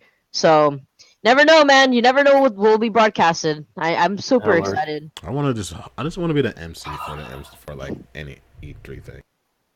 That'd just be fun. Like a hint, like just give us like something, anything. Like, let me MC it. Just let me do it. I'll clear up my entire Twitter. Oh my god! If Nintendo's like, hey, you want to MC? Okay, clear your Twitter. Done. No more of the. I'm gonna keep my likes, but I'm not gonna reply to any. That's definitely something that a lot of people are gonna have to do in the community now. Is make sure that they're on their best behavior because Nintendo is always looking, and they look for bad words too. They definitely look for like how people use their bad words.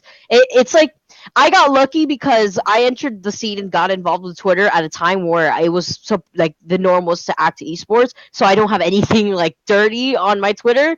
And then when they hired me and I found out they look at social media. Yeah. A lot. They actually will look up your tag and look up certain words that they want to just make sure you've never said. And like they've pulled me, they've pulled Gimmer, and they pulled Apostle, and they pulled Logic aside, and they were like, "Yeah, we've all looked through your Twitters. Vicki, Logic, you guys are good, but you guys got to work on your stuff." And I was like, "Oh my god, they really look at your Twitter!" Yeah. Oh my god. They don't play. I was just like doing that because just in case, but they really do. They really do. They don't play. That's why I'm just like, there's no way in hell I would ever be on Nintendo's good side until like I just, you know what? I just wipe my Twitter and just start anew. It's like, what's up, everybody? That is up, everyone. New year, new me. It's halfway New Year. It's halfway 2018. It's brand Man, new that's cycle. crazy. Don't even say that right now. You're so right. It is almost half of 2018. Yeah. Like, Oh my god, that's crazy. Yeah, dude, it's kind of wild. This year's flying. It's 'cause Especially as long after as it's going- January as long was as it's like- going faster than 2017. Jesus. January itself was like a whole year, and then after January ended, it was literally like, all right, we're in March now. I was like, what happened to February? It don't matter, bro. We're in March. I feel like February and October always feel like they just fly by. Because like October is where like everything happens for whatever reason. The summer, I feel like, is what stacks it up, and then after the summer, it's when you're like, "Oh wow, guys, we're almost at the end of the year." Yeah, yeah. Like, oh wow, that's depressing. The summer just flies by. People are like, oh my god, heat, and then you're just like, oh, coldness. Yeah. Even you got cold over there, 54 degrees and shit. And Yeah, I mean, yeah, no, I'm so glad I'm in Miami right now because Miami is like at 80-something degrees. Miami we're is Gooch. Miami is the home of the devil, apparently. Especially if you check my Facebook feed. Oh my god, it's just Dude. I roast Florida without even having to do anything. Just post something, and everyone gets mad. It's like, D, why was it happening in Florida? I'm like, look what Florida does. Yeah, to be fair, there are like long subreddits of just like got weird for Florida crimes. The hit and run in Miami and everything. Like, Yeah, I heard about that the actually. dude Like, got the guy caught that, like- later on. something's always happening down here. Something crazy is over. I'm pretty sure Max is traumatized from the things that he's seen in Miami. Like, Oh yeah, Max, you gonna learn. You don't gonna learn. You gonna learn. You gonna learn today, boy. Tri-State's very quiet. Let me tell you. Yeah, dude. I mean, the Midwest is the same way. Like we got. You thought you nothing. saw some shit. Nah, boy. Nah, you ain't it- seen nothing until you see a gator pop out of a goddamn alley in there. I definitely have seen gators like on my way to TGL. Exactly. I've seen gators on the way to TGL. I've also seen this video. It's really funny. It's like people who live in Florida versus people who don't live in Florida, and it's like two guys trying to play golf, and one guy gets the golf club and he like runs away, like holding it behind him, and then the other guy just taps the tail of the alligator, and the alligator just runs away. I was like, what? It's true. Yeah. It's like, what Good doing, lord. man? Back up, man. It's like... Okay, hold on. Oh, we got some other questions too. All right. Are there any other fighting games that you guys play or want to play? I play Dragon Ball FighterZ, so play that. I recently just got that game actually, and I've been playing it. I still don't know it perfectly. I'm still learning the controls, but that is a game that I'd probably be interested in playing. I haven't thought about casting the game yet, but maybe again, I learn everything hands on. So the You more might I be learn able to about the cast game, that. You might be able to cast it. Like you Think might about have a it. good chance of casting because a lot of people want to cast it.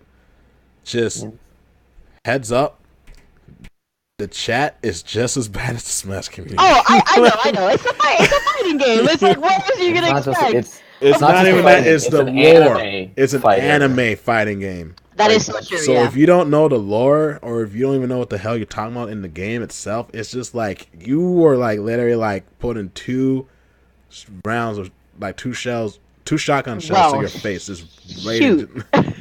Yeah, no. like you're trying to play Russian. You're playing Russian roulette with a full loaded Magnum and everything. Oh my god. You're so right, actually, though. That's so true. But the game is so fun, honestly. Like, it's so amazingly fun. explosive. Everything is so dramatic. I love how dramatic every character is. It's so funny. Welcome to Dragon Ball. Yeah, Yeah. for real. I wish I played Dragon Ball. I wish I had Dragon Ball Z. The one game I've been still playing is Injustice. So good. And other than that, though, fighting game wise, I'm actually more of a FPS player. So, amongst Dragon Ball that I've recently picked up and Smash, I don't really play any more fighting games. But also to finish up, I do play Brawl Out still. I'm going to get into You haven't streamed it in a FPSs while. again. I haven't been able to stream anything. Period. Like I got lucky today, but just hijacked the Ethernet port. That's why. But no, I'm gonna get back into first-person shooters again. Yeah, that's always been the go-to game for me, only because that's what I basically grew up on. When I was a little kid, I used to sneak on my dad's computer and play Counter-Strike when I wasn't supposed to. Like, So I suck at them, but I'll enjoy the shit out of them, especially if I'm playing with friends. Like, I won't foolishly rush in, but I'll be doing some shit. But like, yeah. I'll be like, all right, I'm gonna try to. Oh, okay, I got sniped. Okay, whatever. You spawn. It's like people memorize where people spawn. Yeah. So if they have like what's the perk that you could add to your bullets so that way FMG, Yeah. I believe. Yeah, so it penetrates through the walls or through like anything, and it hits you immediately, and then you die. That there was a Full video metal that I shared a while ago, where it was a 1v1, and the dude has the rifle, and he gets the first kill. I think he gets like 2 kills on the dude right away, and then he just sits in the center. Oh my and god! just keeps like rotating.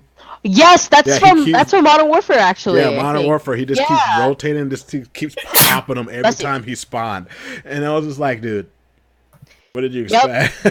I know exactly what video you're talking about. It's on that map that they have the trailer, like the trailers and everything. Yeah, the cargo bins and all that. He's just popping them.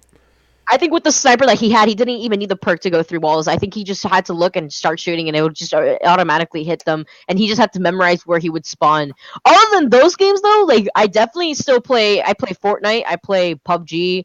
I play Overwatch. Obviously, all shooters. So those are the games I'm always playing if I'm not playing Smash.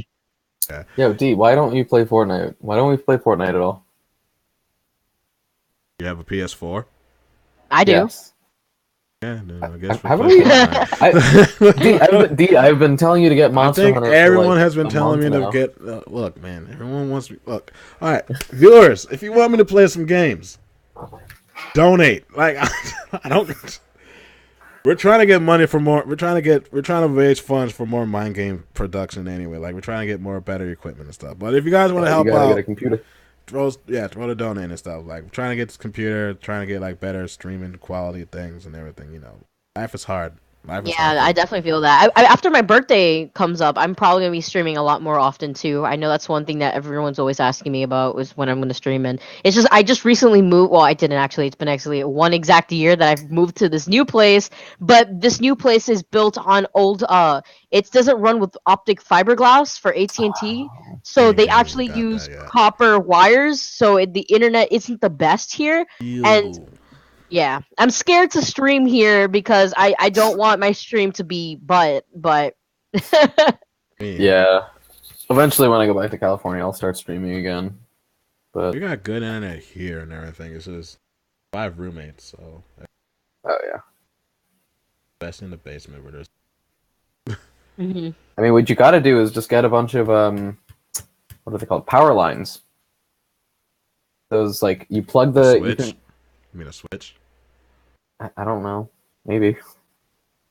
It's like you plug the power line into the wall and then get that. Have you seen that? Yeah, I know what you're talking about. Yeah, those things are godsends. Kid Editor has had another question for you, Kitty. This is for Vicki. What has been your favorite place to visit throughout this year? Oh, that's tough. I want to say it's a tie between Germany and Taiwan because both places, although like completely different, it was my first time traveling out of the country for Germany and seeing the worlds for, at least Europe for what it was, and seeing like trying different chocolate and different meat. They're so big on meat over there. It's actually insane, especially pork. Yeah. They love pork. And they love sausage. Yes, they do. And they had this amazing, what you'd put on top of a schnitzel, this sauce, this gravy mushroom sauce with onions that you could drip all over the schnitzel, and it was so good. Beer there was fantastic. The food there was probably the S tier thing of that trip. Aside from the architecture, I'm like really big on architecture. I love to see the type of styles of houses and like buildings and stuff like that. So in Germany, that was also really cool, and seeing their public transport. But in Taiwan, that was a completely different experience for me because I was, for the first time, traveling on a plane for 26 hours. And so yeah, and like I lost a day, but then I gained back the same day. Yeah. It was my mind was everywhere. I felt delusional in a sense. You guys could talk to Austin about that. It was definitely a fun experience, but it was also because I was working with Blizzard, which is one of my dream companies to actually work with. So seeing hands-on how they do their stuff and then comparing it to what I'm used to, that was an experience on its own. The food there was crazy. They even had absinthe normally poured into all their alcoholic drinks. So I was like, what? It's like it's so legal here. You could just buy a bottle of absinthe and just take it with you, and it's like that's crazy. I didn't even know stuff like that I learned while I was over there. But definitely between those two spots, I You were love not traveling. ready for that absence, were you? Yeah, no, absolutely not. They had these real cherries too that were like black cherries that they would add into the drinks with the absinthe, and it would give it like a fruity taste. It was delicious. So good. It was amazing. And like my whole idea of Asian food was just completely rewritten with what I tried in Taiwan, because it absolutely does not taste like any of the Asian food you've ever tried in the United States whatsoever. Oh, that's always one thing that I wish I could have more opportunities to travel, because I know that, like, diehard foodie, super foodie. So I want all that street food, because I know when I go to India, that's like one of the best things is the street food, because it's unlike anything you're ever gonna get otherwise. Speaking of street food, my Snap and Instagram just nothing but just. I love food. Food is great, but it's so dangerous. It's like I'm reaching a point in my life where I have to be careful with what I eat. But speaking of food out on the street, I actually went to one of the biggest night markets in Taiwan. So I tried the food from the night markets that they had there, and I saw like the crazy food that you would think that you would see. You saw balut, and you were like, hell fucking no. I actually tasted stinky tofu, and it was disgusting. Yeah. It's literally fermented tofu, and it smells disgusting, but they eat it like it's chocolate over there. And I was like, I actually almost threw up. Yeah, they're they forced me to eat it, so I was like, okay, I'll try it. There are some cultural things that, like, I like to think that I'm very, very open and accepting of like all foods, but I'm sorry, but I'm not gonna like casually sip water out of a half-developed like duck fetus. No. Oh no! It's so gross. Like some of the cuisines where the food is like still alive, but it's all chopped up and cooked somehow. Well, I mean, if it's like if it's anything, octopus, squid, all of those mussels, when you pour the vinegar on it. No, I know what you're talking about. I'm not talking about those. Those are dead. I'm talking about an actual a live fish or a frog. I didn't see that. That's still alive, and you're eating it but it's all like actually cooked at the same time. Nope. That's a big negatory. I didn't see that. But I wouldn't. Y'all haven't lived it. I'm gonna go out on a limb and disagree on that one. I think I'm okay with your LaCroix. LaCroix. Bubbly. You folks in your LaCroix. Soaking your LaCroix right now. Don't know the fine life of cuisine, boy. I like me some seltzer water and soda, please. Obviously. Let me dilute my Coca-Cola, please. You bubbly. Still to this day, though, bias aside, Cuban food is still one of the best foods I've ever had. Oh yeah. Oh, and you live in Miami, so you get like the best Cuban food. Yeah. The pastelitos every morning, café con leche, coladas. There's like a really, really famous bread, like a bakery in Miami that pretty much provides all of the Cuban like rolls. Some of the famous like Cuban places to go to would be like Versailles. Another one is I literally just spoke about it. They're famous for their croquetas though. Isla de Canarias. Isla de Canarias is another one that has really good croquetas. It's like the thing is in Miami is like every corner store, every bakery you see, it's gonna have amazing Cuban food. That's why it's like I really want a national. Like we had TGL to go out to handle, but that wasn't near the Miami area. That was in the deep suburbs by the Everglades where the alligators live. Yeah. Far away from where like life really happens in Miami. But if you could, because since that's all the way west by the Everglades, if you just continuously go east towards the beach area, that's where all the like the good stuff is, because that's where all the population is. Yeah, it's great. Now I'm hungry. I really want. I'm like. I'm actually a little craving hungry good too. Cuban. I'm always hungry. There's like nowhere I can get a Cuban around here. Yeah, that's another thing. Is it's scary for me to think that if I ever move out of this place, I'm You're never gonna- gonna have really. You're good... gonna have withdrawals. You're Yeah. just gonna be so mad wherever you go. That I think doesn't I'm just happen. gonna have it shipped to me. Like I'm gonna figure out some way to have it shipped to me. Yeah, I definitely had that when I moved away from the Bay. I'm like, dude, I can't get seafood for like nothing. Like over there, I remember one day I bought 2 big steaks of swordfish for like $11. Oh If I wanted wow. to buy that here, that put me back at least $25. I'm like, no, I can't get any good seafood anymore. Mm. So much Poor canned thing. tuna. Ugh. Okay, final question before we have to wrap up this episode. So, From one Kid is a Iterus. general question for all of us. What was the greatest obstacle that you've ever overcome? Greatest obstacle would I would say there was 2 of them that are probably on the same level. One of them was traveling alone to a different country for the first time all by myself. I was terrified. I literally cried the day before because I was like, how am I going to do this? Like, I've never even traveled out of the United States, nonetheless a country that doesn't even speak English. I was freaking out, but it was one of those big opportunities where it's like you need to do it because it will elevate your career to a level that you wouldn't probably get another opportunity to do something like that again. And thanks to me actually going out, I had a great time. I did miss home like on the 3rd day. I was there for a week, but I did miss home, and thanks to that, I was able to go to Taiwan carefree, knowing basically what to expect. Although different country, obviously, it still was similar in how I was going to go about things when it came to traveling. Making sure that the outlets were all okay. That definitely freaked me out, seeing that the outlets were all different in Germany. I was like, how am I supposed to charge my phone? How am I going to contact anyone? And then nonetheless, the hotel had the outlets, the converter outlets that you could change into the little 2 dots. So traveling out of the country by myself and learning how to do so was one of them. And another one was what we discussed earlier on basically trying to develop a thicker skin and having a proper mindset into pursuing what you want to do without anyone trying to hold you back. All right, Prime, you go.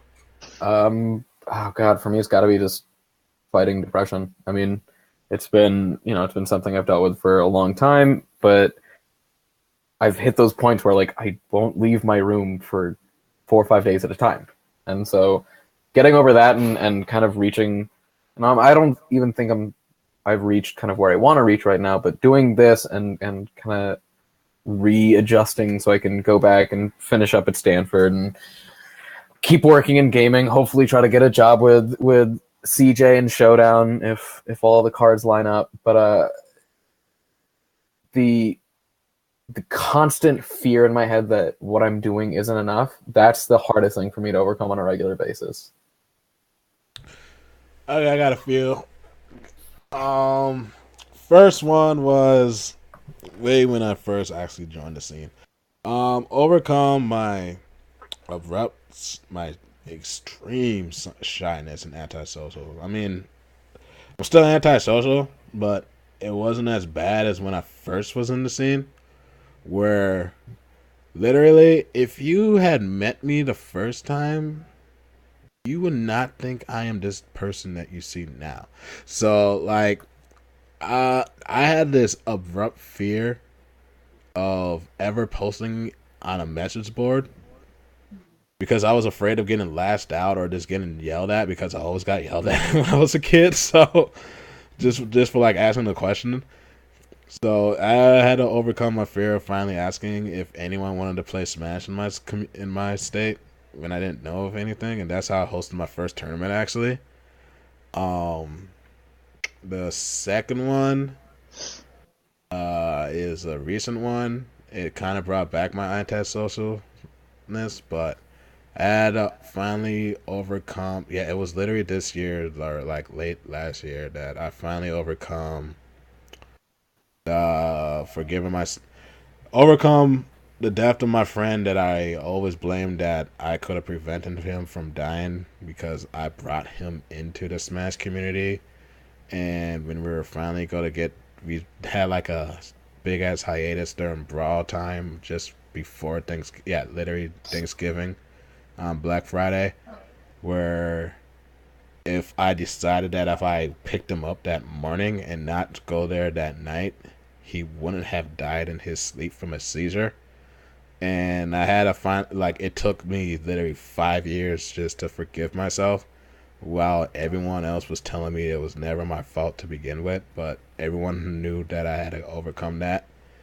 But it literally, like, ever since then, I literally couldn't open myself as much as I wanted to anyone in the community, especially like any newcomers. Because back in the day, I would let anyone come in with open arms. I would let anyone in open arms and all of that. And it was rough after that. Like afterwards, like still I haven't really gone to any locals or stuff because, well, one, I like to do Smash Fests more than I like to go to tournaments regardless. But yeah, that was a really rough obstacle to overcome. Another one I'm overcoming is just me being the other obstacle me to stop being lazy as fuck. So I'm on that train right now. I need Yeah. to being stop lazy. that. It's the lack of Yeah. energy, to be quite honest. I don't really know what it is, but lately it's been a thing for a few months where it's like the lack of energy, and I think that's why I mentioned like I think it has to do with my eating habits where I'm trying to I need to try to cut down or at least try to eat better to store up that energy because I blame winter. I feel like humans are supposed to hibernate and we just don't do it. I mean, kind of on that note, there was a paper that came out like 2 or 3 days ago, actually, that stated that the long-term dopamine and norepinephrine benefits of an improved diet are even better than that of adding more friends and like more social interaction. I believe it. I was really before Smash. Before Smash, I was a lot more active. And then as you know, traveling and eating more, it's like not Probably because helped. it has to be because of the diet. Because like before Smash, like since before Smash for you guys is probably when you guys were still in school and everything. But yeah, before Smash was me. It was when I was before it was school. But like how lunch always had like that balance, like how school had that balance between like lunchtime, gym, and other shit, and then Yeah. So yeah, we always had that energy because we had like something to eat in between, and then we were doing like some type of activity. So I actually started picking up, like started to go to the gym and everything, and I started to realize like if I start eating around certain times and then I'll go just do things just to do it, like something with some form of activity that keeps my body active, I have a lot of damn energy later on for whatever I need to do, like somewhere down the week. And I'm just like, oh, this is what it feels like to be a kid again. I was like, all right, cool. Dang, I need to get on that actually. Yeah. I'll try that out. Around what times would you eat? Like, dude, I eat any time of the day. But there used to be like, I mean, I've been having a lot more energy just by limiting. I do not eat after 9 p.m. But That is very smart, and I wish I had that willpower. But man, am I hungry right now? no, that's not me. Like I have to like 9 p.m. Tends to be my cutoff, and then on in the morning, like I want to act. You want to jumpstart your metabolism first thing when you wake up. So like wake up, go downstairs. I make a bowl of oatmeal that gets my body kickstarted. Mine was bad because I would literally like only eat like once a day, and everyone like just knows that I eat a lot, but I'm just like, dude, I only eat like once a day. But when I eat, I just throw down. Like I'm like a cow on a farm just grazing the entire time until I feel like I'm good. Then after that, I'm just like, all right, I'm gonna go to sleep, and then I just sleep the entire day and then go to work and just repeat the same process. I'm just like, man, why don't I have any energy left? Yeah, I feel that 100%. That's what I'm trying to overcome too, because with energy, I get to finally do other stuff. Like stuff with streaming potentially that I can actually prepare it. Leveling up something that I may have planned in my head to like Dragon Ball. I'm like, yeah, I'm definitely gonna learn this and this and this, and I have yet to do it because he said it like. Sorry, that's my sister. Man. That's hilarious. I hope everyone saw that. I missed it. I was tabbed out. We got VODs, so we're good. All right. Well, Sorry. I mean, I think we've had our fill of. We went over time. We went a little over. We almost did this with Kelsey too. That was crazy. Yeah. Pushing our limits. Yeah, it's a lot to talk about, especially with the announcement of the new Switch coming out, new Switch coming out. So it's like, and we were just shooting the breeze, just chilling, just talking. Yeah, definitely comfortable. Nice, combo sesh, guys. Yeah. Well, yeah, everyone, that is it for this week of Mind Games. Again, thank you again, VikkiKitty, for being our special guest for this week's episode. I know we missed a couple guys like Hugs. Who else did we miss, Brian? Justin last week. Yeah, and I felt really awkward about that one. I was just like, I'm trying to explain. Yeah, we have to reschedule. It was bad. Like it was real bad. I didn't have internet, so I just yeah, but it was great. Like we had Vicki on this week. We're definitely gonna have to reschedule with him because that's a really important topic that we want to cover. But thank you all for everyone that was asking questions and that we were answering. Vicki for being so fun. I'm just looking at this hand. There's a hand.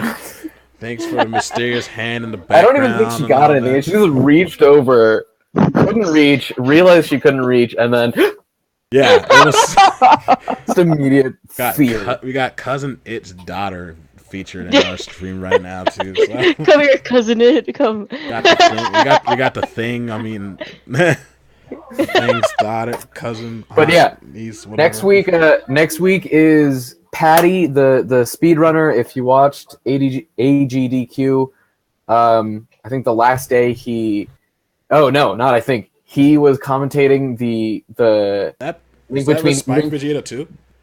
No. That one's the week after, or 2 weeks after. 2 weeks after, I think. Oh, cool. But no, he did the commentary for the Link to the Past randomizer at GDQ. That was fun. That was super fun, and and Patty is an absolute riot. If you haven't checked out his stream, he's great. So I mean, we could throw a host his way. I think is he streaming? He should be streaming. I think he's streaming. Hi, Vicki's sister. They say hi. She threw another sign. Like she keeps like popping in and like throwing peace signs. Say hi. Hi. Hello. That's my sister. No one ever sees her, but she's like basically a mini me. No, I'm not. Yeah, you definitely play Overwatch, but you could stay in plat. Dude, she didn't even give you the love. Oh my god. How are you gonna do that to your sister like that? Brutal. I love her so much. She's so funny. Brutal. Oh my gosh. But all right, we gotta close up. Thank you all for tuning in. All right, guys. It was a pleasure. And Vicki, Toodles. later.